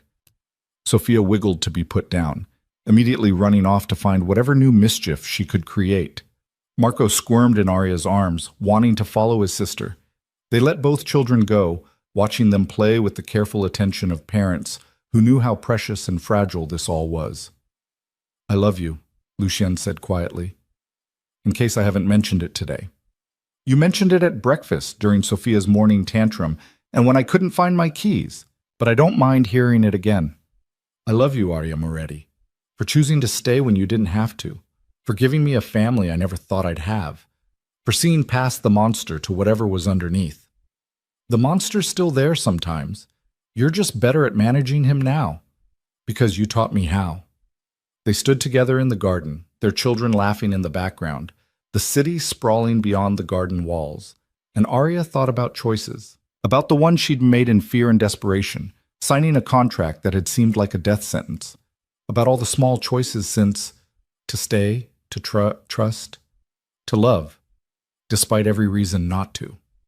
The contract was in a drawer somewhere, yellowed and forgotten, the terms fulfilled and exceeded years ago. They'd built something better than what that document had outlined, something real and messy and beautiful in its imperfection. "Race you to the fountain," Sophia yelled, already running. Marco toddled after her with Lucien in pursuit, his laughter carrying across the garden. Arya watched them go, her hand resting on her stomach where a third child, unexpected, unplanned, absolutely welcome, was just beginning to make their presence known. She'd tell Lucien tonight, after the children were asleep, watch his face light up with joy and terror in equal measure, listen to him make promises to this baby like he had to the others, fall asleep in his arms knowing that tomorrow would bring new challenges and small victories. The contract had promised her a year. She'd stayed for 5 and counting, not because she had to, but because somewhere between the coercion and the coffee lessons, between the fear and the family, she'd found something worth choosing every single day. Love wasn't what the contract had outlined, clinical, transactional, finite. Real love was complicated and messy, built on foundations that shouldn't have held but somehow did. It was choosing someone despite their flaws, seeing their darkness, and loving them anyway, building a future from the wreckage of impossible beginnings. "Mama," Sophia called, "come play with us." Arya walked toward her family, her husband who'd bought her and then loved her, her children who existed because of a contract and thrived because of choice. and felt something she'd been missing since that first terrible night. Peace. Not the absence of conflict or challenge, but the deep knowledge that she was exactly where she belonged, with people who would fight for her as fiercely as she'd fight for them. The deal that shouldn't have existed had given her everything that mattered. And as Lucian caught her hand, pulling her into the game with Sophia and Marco, Aria Bennett Moretti smiled and chose, for the 1000th time and not the last, to stay. Because some contracts, it turned out, were made to be exceeded, and some endings were really just beginnings in disguise.